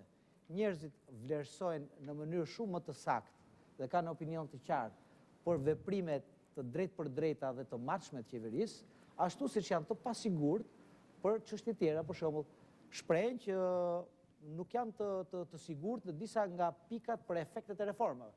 Ose thonë që ne efektet e këtyre reforma nuk i kemi përfituar akoma dhe është më së qartë që në 100 ditë efektet nuk mund të jenë.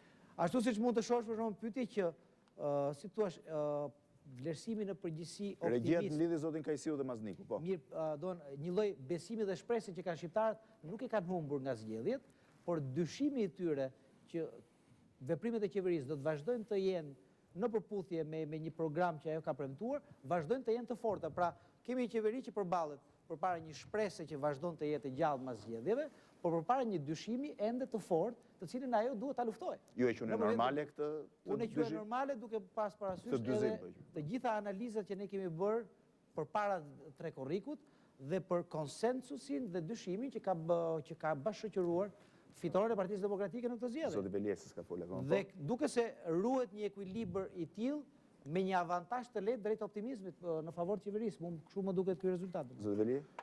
Një gjë është më së qartë që pjesa më e madhe e publikut, bashkë me zotin Hoxha, ende nuk e ka ndarë mendjen. Ndaj betejë e zotit Klosi, zotit Pango dhe grupimeve që përfaqëson është përmendjet dhe zemrat e këtyre njerëzve që gjenden në mes të peshorës, që ende nuk janë pozicionuar në një anë apo në një tjetër. Gjë tjetër që besoj që duhet theksuar është që besoj për mendimin tim, publiku është treguar jashtëzakonisht inteligjent. Ka ditur të ndajë disa çështje që i ka gjykuar në një mënyrë ka qenë tepër zemërgjër në vlerësimet e qeverisë për disa çështje. Cilat janë sipas çështjet që janë më të vlerësuara ose që kanë kahje pozitive dhe ato çështje ku ka dyshim ose mos aprovim? Besoj çështja vetëm për mbledhjes, po. Mënyrës nga ai sa pash nga kolonat me shifra. Mënyrës së menaxhimit të debatit mbi buxhetin. Nga të dyja palët është vlerësuar. Debati mbi buxhetin në përgjithësi është vlerësuar. Ka qenë ndoshta një nga herët e parë ku kemi pasur një debat tepër të fortë për buxhetin. Dhe njerëzit besoj kanë pasur një koeficient informacioni shumë më të lartë se sa herët e tjera. Dhe kjo është vlerësuar pozitivisht. Ka pasur një nivel transparence më të lartë. Kjo sërish është vlerësuar.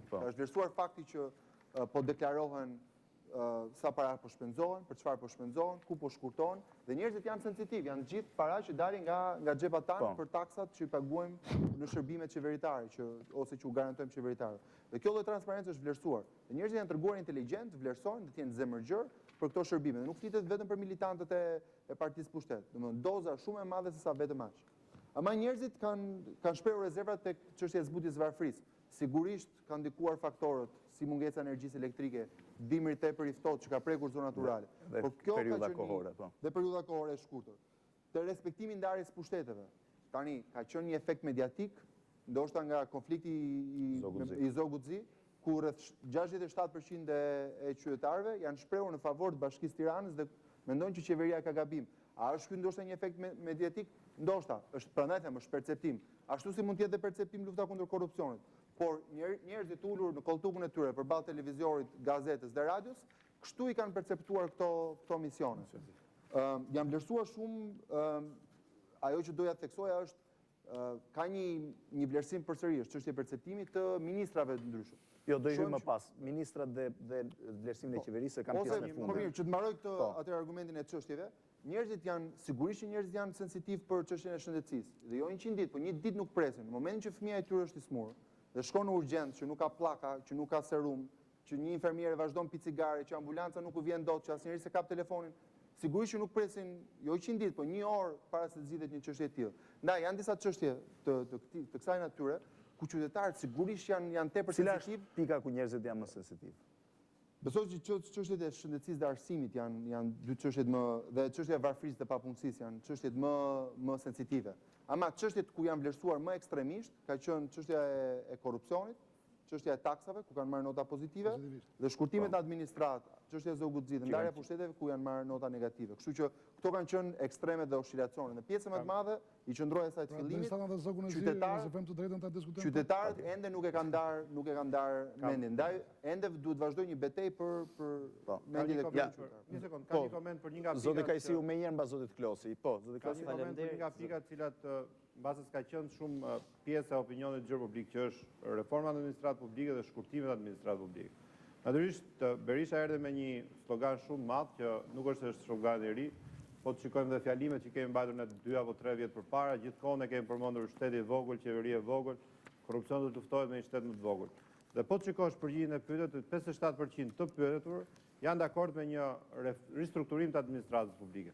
Por po të shikojmë mënyrën se si u bë ky ristrukturim në administratën publike, atëherë kjo pjesa negative është shumë herë më e madhe. Çfarë ristrukturimi?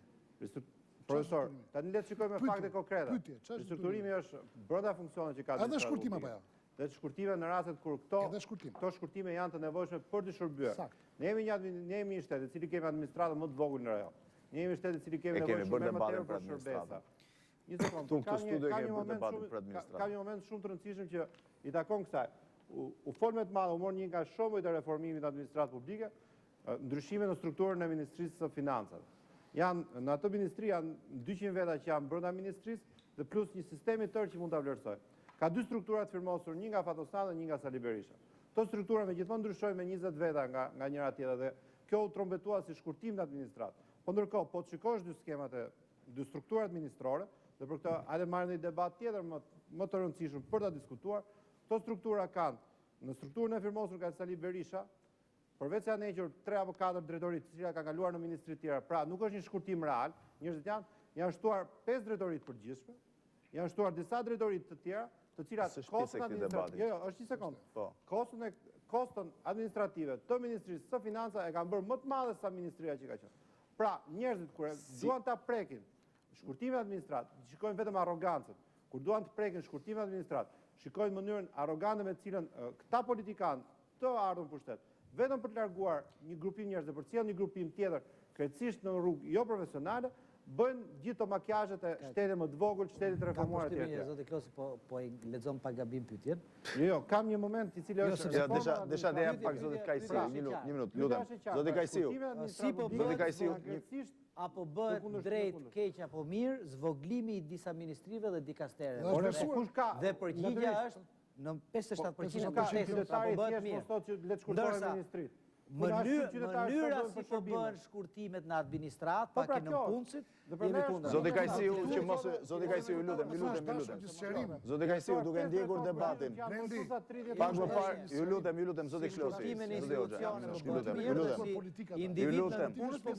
Po bëhet keq, don. Kjo është Zoti Kajsiu, meqense pak më parë ju shprehet me një herë mosbesim ndaj sondazhit, po e ja pak më pak fjalën në këtë. Po, pjesë 2. Po jo, e kuptoj, po besoj që nuk po kontribuojmë në informimin e publikut, po debate është bërë mirë apo keq reforma. Dhe më vjen keq që pjesëmarrësit në studio merren me përgjigje duke anashkaluar pyetjet. Një sondazh, pyetja është shumë e rëndësishme.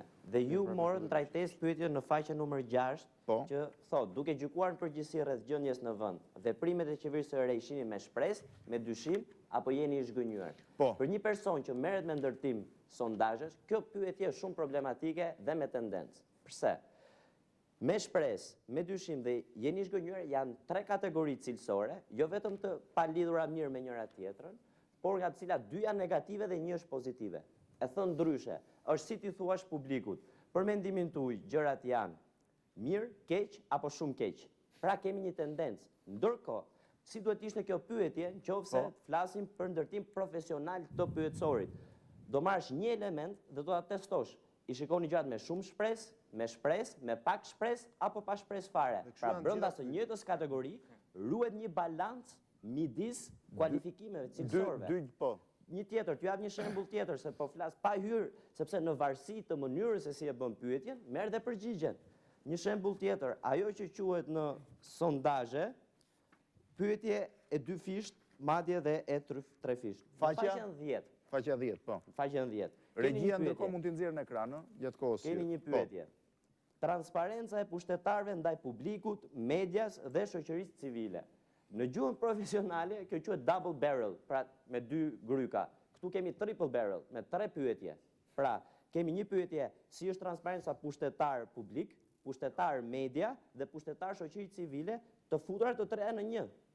Dhe së dyti, transparencën përgjithësi ndaj grupeve që kërkojnë transparencë. Ta mbaroj një minutë ta mbaroj. Dhe së dyti, kemi një gabim në përcaktimin e fjalës pushtetarëve. Duhet ndarë qeveria qendrore apo lokale. Pra për cilët pushtetar po flitet, që të marrim vlerësim të saktë. Unë mund të vazhdoj me pyetje të tjera. Ja ta mbaroj, vetëm ta mbaroj.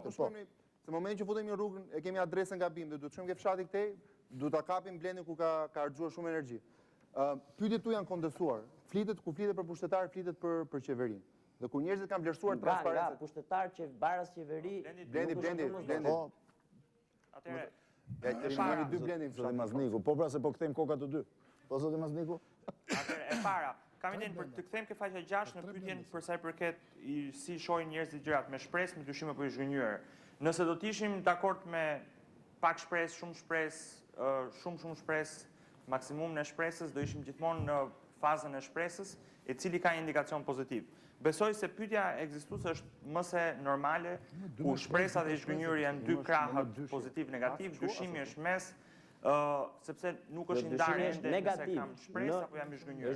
Dhe është ndarje midis qenurit unë jam dyshues ndaj apo me shpresë. Është e diskutueshme ajo. Ndërsa për sa i përket pyetjes me gryp të 2 fisht apo 3 fisht, dhe ajo mbetet gjithashtu shumë e qartë. Pyetja në vetvete është, duke krahasuar në periudhën përpara 3 korrikut, mendoni se gjatë muajve të fundit është ecur apo po ecet më mirë një lloj apo tu kemi një problem tjetër, 3 korriku. Dhe janë një sër tjetër i sondazhit. Duhet ta them këtë sepse ka dalë vetë tek përmbledhja. Sondazhi thotë, sondazhi ka si qëllim, ka si qëllim. Jo do kthejmë prapë, sondazhi ka si qëllim. Jemi në ndjetro tani. Sondazhi, jo, nuk jemi në ndjetro sepse Këto kanë të bëjnë pra me rezultatet që janë prodhuar. Po merresh me gjilpër në mullarin e kamerës. Jo, s'është gjilpër. Po jo pra është. Sondazhi thot 100 ditë e parë të qeverisjes. Po pra, tani kush quhet pushtetar?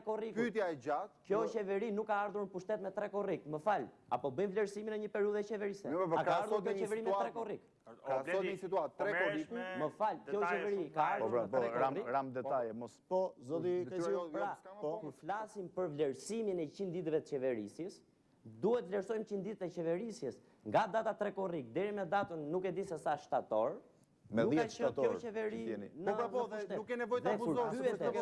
Jo, sepse kemi një periudhë pa qeveri. 3 korriku ka simbolikën në këtë pyetje dhe nuk është Po ska, jo domosdoshmërisht. Ke gati 2 muaj pa qeveri. Dhe po vlerësoni 100 ditë qeverisë. Rikthehemi edhe një herë. Ju lutem, regjia edhe një herë spotin publicitar se do të kaloj, kemi edhe rreth 35 minuta më pas për diskutuar edhe një herë mbi produktin e këtij sondazhi. Jemi kthyer përsëri në transmetim të drejtë për drejtë në këtë debat, sikurse thash ka marrë shkas nga publikimi i sondazhit, një sondazhi të porositur nga lëvizja Mjaft, dhe kemi diskutuar fillimisht besueshmërinë e tij dhe pas produktin që ky sondazh ka sjellë. Do doja që regjia të afishonte në ekran tabelën numër 13, që lidhet me notat për veprimtarinë e kabinetit Berisha, pra nga 4 në 10, një debat midis zotit Pango dhe zotit Veliaj. Nuk e di nëse regjia e ka po afishon këtë tabel. Zoti Klosi, si e gjykoni këtë tabel? Natyrisht njeriu më i votuar sipas sondazhit mbetet në qeverisjen e vendit zoti Berisha. Po, sepse për të ndjekur pasaj një logjik ku me nota maksimale vlerësohen Pollo, Ruli, Mustafaj, Basha. Për sa i përket notave mbi ministra apo kryeministrin, natyrisht është gjitha subjektive. Kjo ka të bëjë shumë me mënyrën se sa këta paraqiten apo afishohen në mediat njerëzit. Pra është çështje mediatike, jo e prodhimit që ata sjellin qeverisë. Zoti Berisha ka arritur të realizojë një filozofi të qeverisë së tij që është one man show, pra një njeri i cili bën gjithë shfaqjen. Natyrisht ai do të marrë vlerësimin kur tjerët janë pothuajse me mec. Dhe po të shikosh dhe ministrat cilët kanë arritur ta çajnë rrethin në cilën Berisha ka futur gjithë qeverinë, pra në 3-4 kronika lajmesh del vetëm ai dhe ose këshilltarët e tij. Natyrisht ministrat e tjerë do të jenë të gjithë në hije apo nuk do të kenë mundësi që ta afishohen. Pra ju thoni që gjykimi vjen thjesht nga aparenca publike? Nuk vjen vetëm nga aparenca publike, dhe kjo është një anë e tjetër. Por e dyta është paaftësia e këtyre ministrave për të arritur të afishojnë veten e tyre. Pra në 100 ditë ministrat mos kenë mundësi të paraqiten asnjëherë në media, mos kenë mundësi të paraqiten asnjëherë në debate publike, mos kenë mundësi që të lançojnë apo ideojnë asnjë veprimtari në qeverisën e tyre. Natyrisht këta do të lejoj që unë mendoj që prapja nota pozitive për ministrat të radhës së dytë apo të tretë. Kurse për sa i përket notës lartë, thash që kjo vjen nga sa ata dalin publik dhe njerëzit qytetarët e pyetur në të gjitha anët e vendit, kur pyeten në rangun e këtyre ministrave, pra nuk bëhet krahasim me një forcë tjetër apo me një vlerësim tjetër. Dhe kjo është mendoj një tabelë tjetër. Ky pasaj është një defekt shumë i madh, se nëse njerëzit vlerësojnë nga shfaqja në ekran dhe jo nga ajo që ti sjell. Brenda të njëjtit tim, të njëjtës skuadër. Nuk kemi një vlerësim, është një tabelë tjetër ajo që bën vlerësim ndërmjet kajeve ndryshme të politikës apo mënyrës performancës së gjithë politikanëve. Por për sa i përket atyre çfarë ata janë paraqitur, dhe është e vërtetë që sidomos pjesa poshtë pjesë 3-4 emrave të parë, pjesa tjetër nuk është shfaqur as pak në media. Ka të mund marrë vlerësim, përveç se në raste flagrante si konfliktet e mëdha që kanë ndodhur në gjatë këtyre 100 ditëve. Unë prandaj ngula këmbë në fillim që problemi është më tepër problem ritmi, ku ne padyshim që nuk e kemi mohuar që jo të gjithë ecin njësoj dhe ka diferenca, është dhe problem përcaktimi që unë ngula këmbë që përcaktimet e sakta apo pravarësisht të sakta, cilësore bëhen me fokus grupe. Fokus grupe janë thjesht njerëz të cilët janë grupe të përbashkëta interesi që mund të gjykojnë më saktë, supozojmë për bujqësinë. Më fal, sot bujqësia nuk është më çështje e gjithë popullit, siç ka qenë dikur. Për rrjedhoj, unë nuk mund të gjykoj për ministrin për katës me kaq saktësi në masë, aq më shumë që masa, thash edhe një herë, më fal, nuk është aq e mirë informuar se si punon ministri për katës. Për rrjedhoj do të thosha që pjesërisht ju keni të drejtë. Media influencon në krijimin e imazhit, madje, më fal ta mbaroj idenë. Jo, ta mbaroj fare, të lutem, mos më ndërprer. Ka çështë koherence këtu tash. Dhe në qoftë se për një publik i cili, unë e kam thënë tani në shkrim, rëndom vlerëson trukun mbi lëkurën, padyshim që kjo peshon. Por nuk mund të mohohet që edhe në modelin e kryeministrit, edhe për faktin që është raportuar për 100 ditë, ku përfshihen të gjithë ministrat, Ne nuk mund të mohojmë që puna ka qenë e përkushtuar, e vijueshme, me orë të zgjatura dhe në kërkim që të kapim një kohë të humbur për të vënë në vend deformacionet dhe problemet shumë të rënda të 8 vjetëve të qeverisës tuaj të kaluar. Përjedhoj, nuk mund të mohohet që ministrat punojnë shumë dhe me përkushtim. Nuk mund të mohohet që modeli deri tashti është modeli i ndershmërisë, nuk mund të mohohet gjithashtu që midis tyre ka diferenca, padyshim, por në rastin konkret ndikon edhe imazhi mediatik për të rilevuar më shumë dikë në krahasim me një tjetër. Kjo është arsye që unë thash, pyetjet duhet të ishin në disa raste më cilësore, me fokus grupe dhe e dyta dhe më rëndësishme të presim edhe pak kohë, sidomos për disa ministra, për të vlerësuar outputet dhe për të thënë, po, ky arriti në finisht siç duhet. Ndërkohë që për disa probleme, siç janë, e theksuam, transparenca, lufta kundër korrupsionit, reforma fiskale që është e prekshme dhe problemet të tjera që kanë të bëjnë me qeverinë në dietë që e quajmë ne, shkurtimet që i ka vlerësuar dhe publiku, neve mund t'i vlerësojmë të gjithë ministrat, sepse kanë punuar on blok. Kjo është ajo që unë vlerësoj, kurse përsa për këtë krahasimeve nuk jam shumë i sigurt. Ju jeni dakord me këtë lloj renditje, zoti Pango? Absolutisht nuk e quaj pozimin e problemit të drejtë dhe të pyetjes të drejtë për t'i klasifikuar ministrat saktë. Është pyetje shumë e vështirë. Kjo është nga pyetjet që çalojnë. Më fal, unë e vlerësoj punën e ministrave, nuk mund të kategorizoj në këtë formë, sepse aty, mbajeni mend, mund të ketë shumë shpejt po dhe në krye të 6 muajve, shumë ndryshime. Në mos ka ndodhur tashmë. Pra është shumë subjektive. Kam një moment që natyrisht është lidhur me paraqitjen e mediat, ato që tham pra se sa ata janë publik, por ka dhe vlerësime për ministra konkret që nuk mundet t'i mohojnë profesor. Nuk mund të ketë një vlerësim tjetër profesor Xhuveli, i cili ka luajtur një politik kaq gabuar dhe as pak nga njerëz. Nuk mund të vlerësojmë ndryshe një politik të ndjekur nga ministri i bujqësisë, i cili natyrisht mund të jetë një nga politikanët më të mirë që ka Partia Demokratike në qeveri, por ama është njëri i cili ngriti gjithë qindicën e tij mbi një politikë gabuar, mbi bllokimin e grandit japonez për ndihmë bujqësisë, një bllokim i cili doli gjithë i bllok, një bllokim i cili doli jo vetëm me pasoja për fshatarët, për fermerët, por një bllokim i cili solli largimin e Jo, është një ministër që zbuloi goxha korrupsion në bujqësi. Ka zbuluar goxha korrupsion në bujqësi dhe ndofta për këtë janë prekur disa njerëz. Gjykata vendosi ndryshe. Dhe zakonisht kur ka fërkim, kur ka konflikt, qeveria japoneze otrohet nga grandi. Pra, vetëm 4 milionë dollarë zakonisht do ministri. Kur krijon Blendi konflikte dhe probleme, edhe kur ke të drejtë goditesh. Ka goditur ti. Por jam i bindur që ai është dhe profesionist dhe ka punuar. Nuk mund të jetë ndryshe vlerësimi për ministrin e integrimit, e cila filloi detyrën e saj duke thënë që për një vit do merrni dietë. Ajo është ende në një fazë ecje. Nuk mund të jetë ndryshe vlerësimi për këtë ministër e cila tani vlerësimi vjen nga puna apo nga shfaqja në televizion? E thash pse ishte Berisha më i vlerësuar dhe po them pse janë ministrat më pak vlerësuar. Pra dhe veprimet e tyre janë të gjitha të ndërtuara. Janë ndërtuar pra këtë po them, janë argumente. A mund të më thuash mbi çfarë parametra e vlerëson punën e Ministrisë së Integrimit një shqiptar? Po, ja tregoj. Për të thënë disa pyetje janë të vështira. Se janë gjitha një shqiptar. Nuk e di nëse dikush nga publiku ka një mikrofon ta pyesja publikun se si mund ta gjykonte çështjen e ministrit të integrimit. Do ta them unë ta gjykoj, sepse kjo ka qenë në rastin kur zoti Blendi Klosi ka qenë besoj ka bërë një denoncim për ministrinë e integrimit, për çështje fondesh kanë përshtypjen. Dhe njerëzit janë të aftë, shohin dhe të perceptojnë, nuk janë gjyqtar, kuptohet, por shikojnë se kush e fiton një debat publik. E njëjtë është çështja me luftën kundër korrupsionit. E njëjtë është çështja me çështjen e ndarjes së pushteteve. Pra, aty ku qytetarët ndodhen, në shtëpitë e tyre duke parë televizor, duke lexuar gazetë, marrin disa unë këtu do ta merrja këtë pyetje pikërisht tu do bashkohem me zotin Pango. Vetëm ta mbaroj këtë tani dhe do ashtu. Mos Okej. Ajo që është e rëndësishme, nuk është shohim kush është i parë, kush është i fundit, këtu jam dakord me zotin Pango. Zoti Berisha ka për detyrë të ngrejë mesatarin e të gjithë klasës.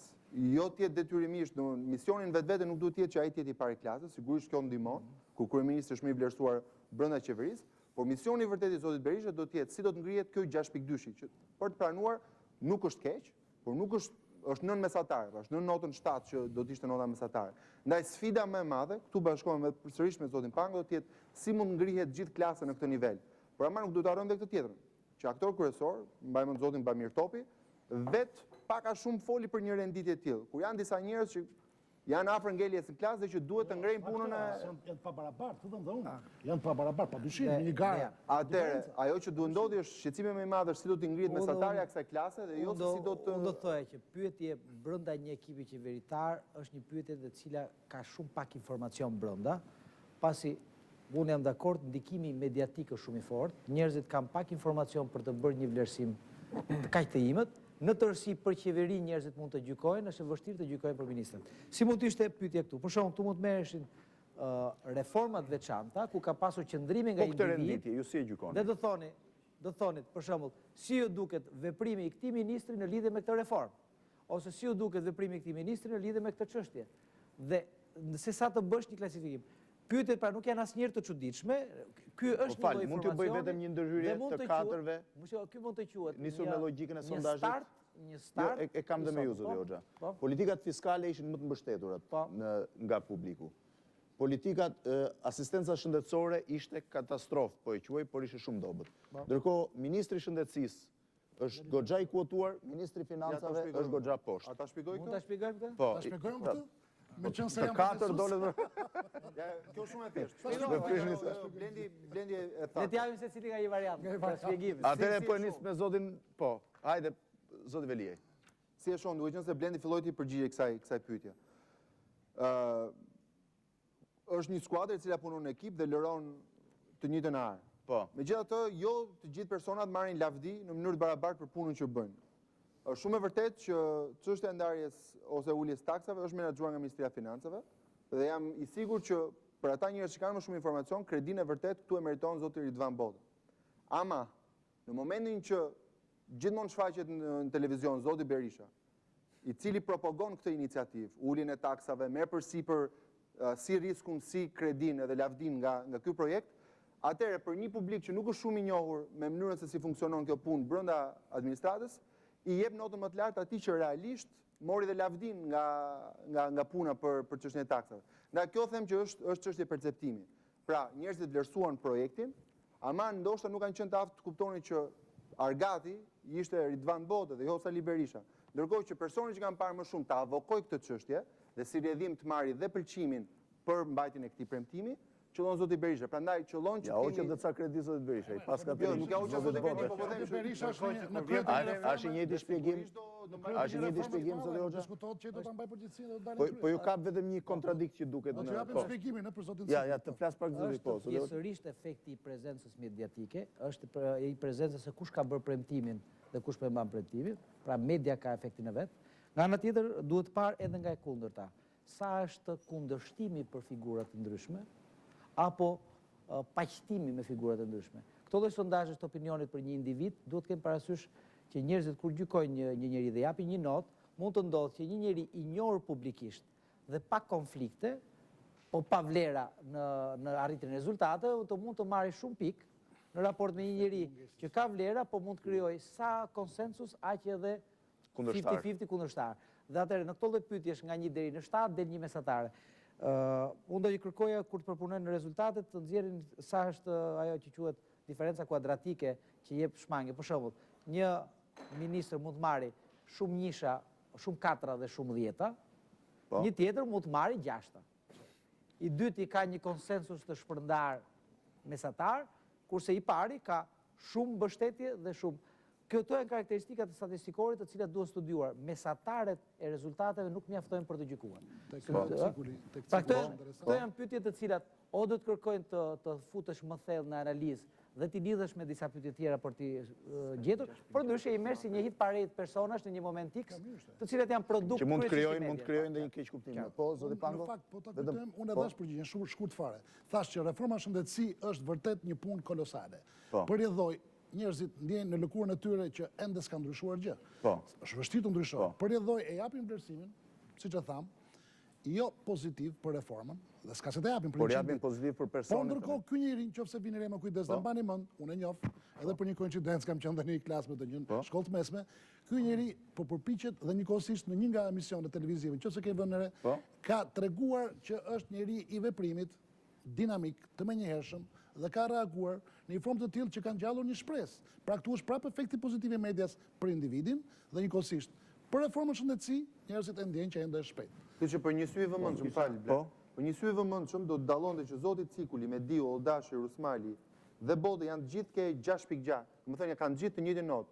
Po çofim që gepi ose ajo gremina, nëse ka një tillë, është nga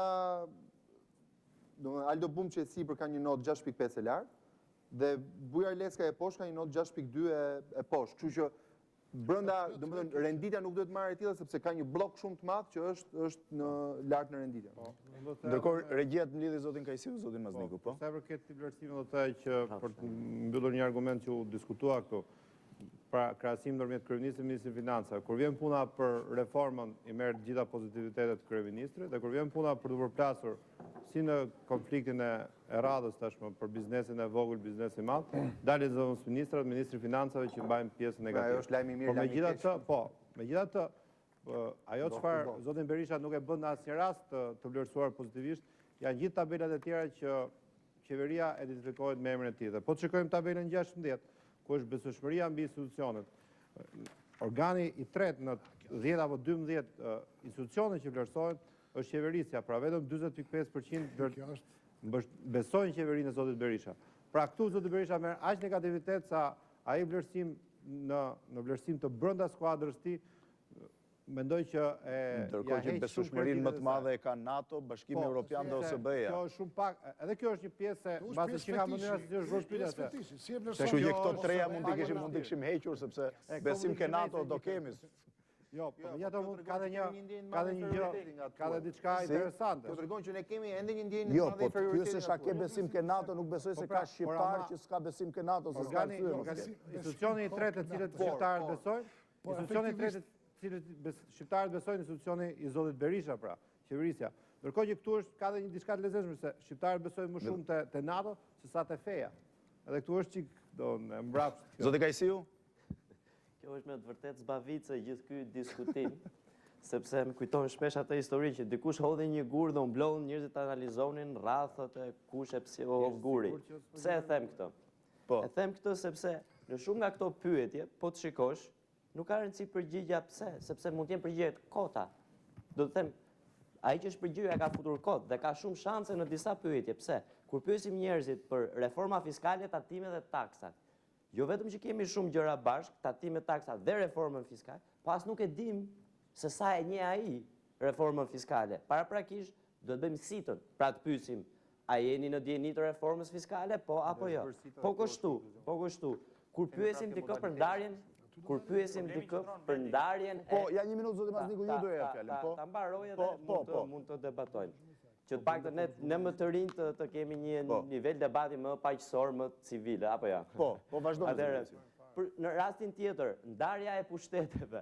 Sa nga ju mendoni që qytetarët shqiptar janë të familiarizuar me konceptin e ndarjes pushtete, sepse ne jetojmë në realitete ishullore. Shpesh herë gjithë politika këtu te ne bëhet brenda Bar Westit. Mblidhen disa analistë dhe mendojnë që gjithë popullata mendon në të njëjtën mënyrë. Pra, ju e merrni këtë përgjigje, si të qenë, dhe pastaj bëni lidhje, çfarë do thotë këto për çfarë do të thotë kjo për këtë person, për këtë ministër apo për atë ministër. Dhe kjo është vërtet zbavicë sepse faktorët mund të jenë të pafund dhe përgjigjet nuk kemi garanci që janë të mjaftueshme dhe të sakta, pra të kuptuara nga ai që është intervistuar, për të marrë parasysh, sepse për ta mbyllur që në mënyrë që zoti Veliaj dhe zoti Mazniku t'japin argumentet apo kundër argumentet e tyre, shqiptarët, unë kam parë plot sondazhe, mund të pyesësh për gjithçka, jo vetëm shqiptarët, por të gjithë qytetarët në botë, dhe të jeni të sigurt që do ju përgjigjen. Po kjo nuk do të thotë që nga kjo përgjigje të shpjegojmë realitetin që na rrethon apo realitetin e një shoqërie. Po. Me kaq po, vetëm zoti Mazniku, edhe kur thrisni studio, thrisni me mbiemër se jemi 3 blenda. Okej. Fatisht ndoshta s'ke pas në emision që pas kaq shumë blenda. Jo, nuk besoj se po. Do doja të thoja që ka një problem. Blendi Kajsiu, zoti Kajsiu është në kërkim të vërtetës absolute. Kam idenë që këtu duhet ta pranoj, nuk mund të gjejmë vërtetën absolute. As sondazhi jon nuk gjen vërtetën absolute. Ama na jep indikacion mbi perceptimin e publikut mbi çështje të caktuara. Dhe pikërisht mbi këtë gjë po gjykojmë. Nuk po gjykojmë nëse në të vërtetë mirëfilli këto çështje janë apo nuk janë kështu. Kjo është një diskutim tjetër që ndoshta mund zgjidhet me fokus grupe, me diskutime politike apo publike. Por ama diskutohet mbi çfarë perceptimi ka publiku mbi këto çështje. Pra, edhe çështja e notave dhe Për kundrazi, ka një keq kuptim, më falni, unë po them të kundërtën. Një minutë, zoti Kajsiu, tani mos e ndërprisni ju se këtë. Pra, dhe puna e notës ministrave, nuk kërkohet që të gjykohet puna e ministrave dhe kjo nuk është detyrimisht matje fizike e punës që kanë bërë ministrat. Është imazhi që ka publiku, pra perceptimi që ka publiku për punën që këto ministra kanë bërë. Dhe mënyrën se si ato e kanë ndjerë. Dhe pastaj këtë mund ta shpjegojmë pse publiku e ka ndjerë në këtë mënyrë apo jo. A mund të jetë çdo njeri i azhurnuar zoti Mazniku për dëm përgjigje për 14 ministra dhe qeverisë? Çdo njeri nuk është nevojë, duhet të jetë ai sa ç'është. A mund të jetë çdo njeri? Njerëzit duhet të marrin diplomë. A mund të jetë çdo njeri? Eri. Po si mund të vlerësosh një ministri të tërë? A mund të jetë çdo njeri i informuar mjaftueshëm sa të votojë për një politikë specifike? Njerëzit kur shkuan votuan luftën kundër korrupsionit, njerëzit votuan reforma fiskale. Dhe nëse votuan njerëz, votuan një skuadër njerëzit, votuan një deputet. Nëse votojnë këto, patjetër që janë të informuar dhe duhet të jenë të informuar dhe mund të gjykojnë mbi këto njerëz. Antikorrupsioni lexohet, po nuk lexohet puna e një ministrie të tërë. Nuk mund të lexohet puna e Blendi për të kthyer këtë dhëna, do doja t'rregoja diçka interesante nëse ka Po vetëm sa më përmbledha sepse jam në 10-15 minuta dhe do doja të thesha ke pika e tanit, ke çështja e diferencës devijimit standard quhet, mënyrën se si janë shpërndar 4-at, 5-at, 6-at, 7-at, 8-at apo 9-at, 10-at në persona të ndryshëm, të cilat ndoshta shpeshherë mund të prodhojnë të njëjtin rezultat. Do doja të merrja një shembull shumë thjesht. Për shembull, po të shkoni ke tabela 12, pra në faqen 12, dhe të shohim mënyrën se si janë shpërndar notat për qeverinë në përgjithësi. Ke notat janë deri diku të mbledhura ke 5-a dhe 6-a dhe 7-a. Pra ke qendra ku çfarë përbën regjia ndërkohë mund ta po. Çfarë përbën tabela numër 12. Pra, midis 5-s dhe 7-s ka më shumë ngritje grafiku. Ndërkohë që po të shikojmë, unë e kam në ekranin e kompjuterit, fatikisht nuk është printuar, po të shohim të njëjtën tabelë për zotin kryeministër, shohim që ndodhet e kundërta. Ka shumë 4 dhe shumë 10, ndërkohë që 7-a që është mesatarja është 8.5%. Për kryeministrin nuk është e printuar. Çdo me thënë që ka shumë 10 dhe shumë 4. Do thotë që megjithëse mesatarja është njësoj, opinioni publikut është i ndarë në 2 pjesë, pra dhe ndjek dhe linja politike, pra ka shumë pozitivitet, shumë negativitet, cilat mund t'japin prapë të njëjtin. Po pra kjo tregon që përgjigjet janë profesionale dhe pyetjet janë profesionale. Jo. Po kështu është. Sepse ti nuk je standard devijimi. Ju lutem, tani dhe një pyetje të fundit. Ju lutem regjia dhe një pyetje të fundit sepse nuk dhe kam një. Ju lutem regjia të nxjerr tabelën numër 17. Po Blenda, mund të servet të si mund të dalësh vetëm me 4 vetëm me 10. Hajt kjo? Po jo, po sigurisht më se pyetja është shtuar gabim. Po jo, tabela numër 17. Regjia lutem. Po. Zoti Kajsiu. Ja, zoti Veliaj. Po jo, më njerëzit nuk vlerësojnë punën, po vlerësojnë tabela numër 17, vlerësojnë personin. Ju lutem. Tabela numër 17. Ju lutem në ekran. Nuk bëhet sondazhi. Çollon, që shumica e popullsisë së Shqipërisë as nuk jeton ke Bar Westi, as nuk është politolog dhe as nuk është doktor shkencash, profesor dhe dekan. Qëllon që shumica e popullsisë ka diapazon shumë gjerë, jeton shumica rreth 3 milion pa 20 jetojnë jashtë Bar Westit, shumë të tjerë janë pa këto doktoratura dhe me aq mend sa shkojnë votojnë, me aq mend përgjigjen. Dhe kush jemi ne të paragjykojmë pse njerëzit i japin këtij 4 ose 10? Ju lutem. Ore njerëzit kanë të drejtë. Lutem, ka një problem. Jam në 10 minutë që në fundit dhe duhet të ju. Shumë e vërtetë. Pastaj analizat e rezultateve mund të përdoren për të kuptuar unë diku është frika e madhe. Frika ime e madhe është kjo që po tallemi me inteligjencën e njerëzve. Unë po I kthem dhe njerëzit. Ky popull është paq inteligjent sa është çdo popull në botë I cili sondot me të njëjtat pyetje identike. Mos tash me popularitetin. Shiko, edhe një herë. Po as pak. Populli shiko. Populli po ti bësh pyetje bardhëzi, je me Blendin, si me Blendin, do japi përgjigjen po ose jo. Kurse pyetjet janë të gabuara në shumë. Ju lutem, të ndjekim. Blendi vetëm një seri. Pyetjet janë të gabuara në pjesën të madhe të pyetësorit. Pse? Sepse ti në fundit që të bësh analizë cilësore, do grupe interesi, grupe profesionistësh që të ulen dhe të vlerësojnë mbi bazën e njoftjes. Sondazh. Grup interesi pak, jo profesionist. Ju lutem, jam 5 minutë që fundit, ju lutem. Përqendrohemi pak tek tabela e popularitetit politikanëve ndonë. Ju lutem, po se rihapim debatin nga fillimi, ju lutem. Në ekran jeni duke ndjekur një tabelë që lidhet me Ju lutem, jeni duke ndjekur në ekran një tabel që lidhet me popularitetin e politikanëve. Po i drejtohem në fillim zotit Pango. E besoni këtë rating popularitetit politikanëve në vend? Edhe një, absolutisht mënyra se si janë ndërtuar pyetjet qoftë për qeverinë, për dallimin e ministrave. Kanë qenë ndër pyetjet që unë nuk kam qenë dakord që në fillim dhe që nuk janë ndërtuara drejt. Pse? Qoftë për politikanët, qoftë për ministrat, ti nuk bazohesh në faktin e një pune reale. Këtë bëri dhe ndja që ju e quajtë. Bazohesh thjesht me mënyrën si e pozon problemin dhe pozimi është kryesori, në një imazh që gjithë secili e filtron brenda vetes tij, sipas perceptimeve personale, bindjeve partijake, një pakënaqësie të momentit, gjendjes shëndetësore, familjare kështu me radhë. Përjedhoj, këto nuk janë vlerësime shkencore, janë vlerësime për mua të tilla që në fillim nga pyetja janë ndërtuar gabim, pra dhe përgjigjet janë të papërcaktuara saktë. Ky është mendimi. Po bën një pyetje të gabuar. Si mund të pyesësh një deputet të partisë në pushtet a bie dakord me faktin që kryetari i opozitës është me i Po pëlqyer? pse aty nga fundi ke fotostanon ti do të thoshon po. Po sigurisht ka prandaj. Unë ngre këtë ide. Nuk vlerësohesh të gjithë parin shumë. Nuk e shikoj kush Si nuk vlerësohesh shumë, po është një njëjtë sondazh që është bërë në çdo vend të botës me këtë metodologji. Po që për ja ku ke 10 njerëz. Po që për të parin se la më njan debatin e zogut të zi. Aq më shumë të bësh një referendum apo një intervistë për zogun e zi është një nga gafat më të mëdha. Sepse gjykimi i zogut të zi do të jetë gjykim profesional. Po pse gjykimi pra antikorrupsion? Po perceptimi del mbi pasën e Edi Ramës që del duke kacavjer mbi shkallët e mbi kalimit. Është fantastike. Nuk është problemi tim. Kjo është për të qeshur.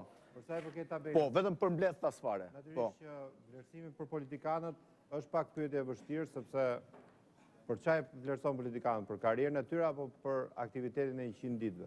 Qoftë do jemi për aktivitetin e 100 ditëve, natyrisht ka një vlerësim i cili pasqyrohet në material, por vetë i gjithë pyetësorë, i gjithë sondazhi të jep në të njëjtën përfundim. Pra, qoftë do të shohim edhe pyetjen e fundit të sondazhit, se sa është e suksesshme politika e Partisë Socialiste, deri 67% e suksesshme ose progresiste, nëse shikon vlerësimin për qeverisën, delën vetëm 40% pozitiv karshi kësaj qeverise. Pra, qeverisja në fundit është besimi që kanë qytetarët karshi kësaj qeverise. Është besim publik. Vlerësim publik në fundit qeverisja. Dhe po të shikosh vlerësimin, unë do të thaj që është një vlerësim maksimal për figurat cilat drejtojnë Partisë Socialiste tashmë. Dhe për këtë, natyrisht është goxha pozitive vetëm në 100 ditë opozitë që ne kemi zhvilluar. Zoti Hoxha? Unë shoh një ekuilibër figurash nga dy krahët. Do në shoh Edi Rama mbetet në gjitha sondazhet e opinionit që kanë përdorur të njëjtën pyetje standarde mbetet në vendin e parë, por me sa kanë përshtypjen ka një lloj rënie në pikët e tij. Josefina Dopalli ka një ngjitje, ndoshta ka ndikuar edhe fakti që arriti një pozicion të tillë, por ndoshta edhe ato reforma të cilat mund të pëlqejnë nga publiku që janë për uljen e shpenzimeve të parlamentit për shembull. Sigurisht. Ndoshta dhe pozicioni drejtues dhe sharmi si zonjë në politikë nga të paktën. Do në shoh kam përshtypjen që Mojsiu duket sikur ka një zgjerim të konsensusit popullor për të tij. Do ka një aty do e theksoj zoti Mojsiu si person edhe si institucion, pra institucioni i presidentës, të dyja subjektet pra kanë një rritje në besimin ke institucionet, mbas medias rreshtohet presidente, është e dyta nga institucionet kombëtare. Shoh dhe Bamir Topi që duket ndoshta edhe me një lloj debati që është hapur këto ditë. Sondazhi është para debatit. Ka mundësi që të Sondazhi është bërë diçka përpara. Është para debatit. Ndoshta atëherë. Zonja Topalli dhe zoti Topi, mbaj mend edhe në sondazhin më parë, të dy janë ndërsa ka një lloj koordinimi mes figura nga opozita, Kësaj pyetje unë do jepsha pak më shumë kredibilitet se sa pyetjes për ministrat. Po, sepse ka të bëjë me një imazh përgjithësi të politikanëve që kanë. Zoti Mazniku, si e gjykoni këtë lloj renditje? Unë besoj se renditja është mjaft interesante. Ka deri diku ndryshime mjaft vogla në krahasim me dy sondazhet e tjera që u bën përpara zgjedhjeve ku njëjta pyetje ishte bërë. Zoti Rama ka një rënje për disa pikësh, për arsyeën e thjeshtë besoj unë sepse mbledh më shumë negativitet nga pala tjetër. Zonja Topalli dhe zoti Topi janë rishtas në maj. Zoti Mojsiu ka një rritje. Pra, unë besoj se kjo është një panoramë deri diku interesante e mënyrës se si jeta politike është në Shqipëri. Lista sigurisht ka shumë njerëz nga qeveria aktuale, pra nga majoranca nga opozita. Le mos zgjatemi në këtë pikë. Zoti Kajsiu? Po, për mendimin tim, ajo që më bën përshtypje te kjo renditje, përsëri nuk dua të bëj spekulime mbi numrat, është që kemi një disbalans, përse kemi 3 politikanë të vlerësuar nga PS-ja dhe kemi rreth 8 nga PD-ja. Shikoj mungesën e politikanëve të njohur socialistit që janë për shembull Ben Blushi, Gramoz Ruçi. Para se të shkoj ke fshati tjetër, mund ta tërheqim. Blendi më fal që të sqaroj. Sondazhi, titulli është Sondazhi opinionit publik për 100 ditët e para të qeverisës. Ndaj si i tillë, para se të ngutesh, ndaj si i tillë, i gjithë fokusi ka qenë në figurat kryesore që qeverisin, pushtetin qendror, në arritjet e qeverisës dhe vetëm në një pjesë për disa politikanët kemi futur dhe disa politikanë të tjerë. Duke qenë se kontrata dhe me financuesit e sondazhit ka qenë për të testuar qeverinë dhe vetëm më pak elemente, kam përshtypjen janë 2 pyetjet e fundit që ju referua zoti Klosi dhe 2-3 individ, ish kryeministri dhe 2 figurat kryesore, kryetari dhe sekretari i përgjithshëm, vetëm këta persona kemi arritur të fusim në këtë renditje duke qenë se fokus ka qenë qeverisja. Dhe pastaj për gjithë partitë e tjera kemi marrë vetëm nga një person për të qenë përfaqësues. Kjo shpjegohet ta mbaroj argumentin e dytë, ky ishte argumenti i parë që mbie mua në sy kur duke pas parasysh që ka shpjegim. Duke pas dhe se shumë teza politike të Partisë Socialiste po i prodhon Blushi me sa duket në 3 muajt e fundit. Me sa duket Ben Blushi po prodhon më shumë teza politike brenda Partisë Socialiste në 3 muajt e fundit. Dhe çështja tjetër që më bën përshtypje është dhe unë vetë kam një pyetje për organizuesit e sondazhit. Si ndihmon kjo në raport me qeverisjen, sepse zoti Veliaj e tha që ky është sondazh për 100 ditë e qeverisjes. Nuk e di pse duhet të ketë një ranking apo renditje të politikanëve. Nuk e di se si ndihmon kjo, që ne të nxjerrim në pa cilat janë çështjet që e shqetësojnë qytetarin.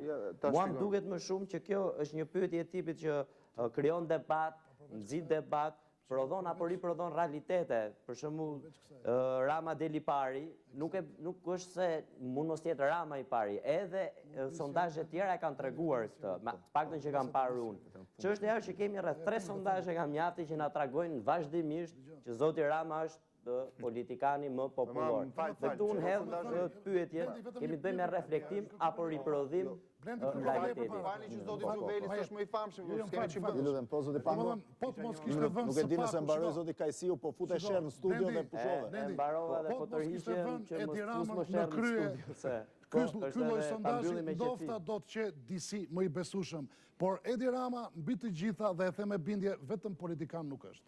Edi Rama deri tash pritet mbaroj. Edi Rama deri tash pavarësisht që është kryetar partie politikan, nuk ka qenë ndonjëherë absolutisht pjesëmarrës aktiv në politik, tani ka filluar të merret në mënyrën e tij anarkike dhe si kryetar bashkie mund të bëjë një pyetje, po ta vjen në krye të politikanëve, kjo e diskrediton sondazhin.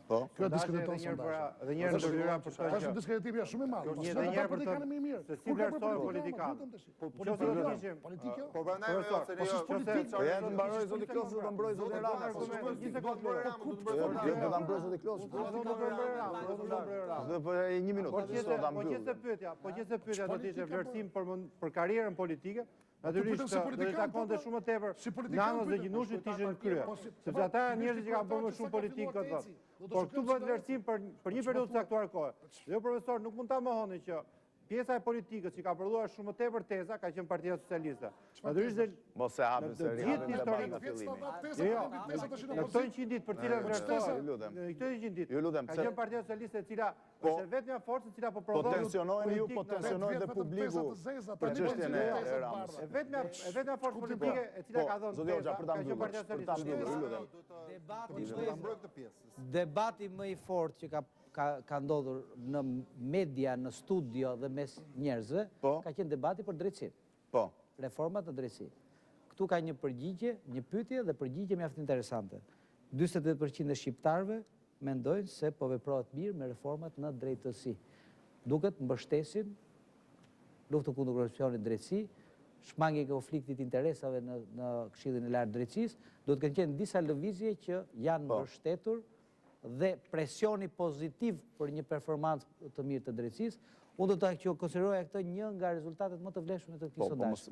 Mos e rihat vetëm për këtë çështje për ta mbyllur.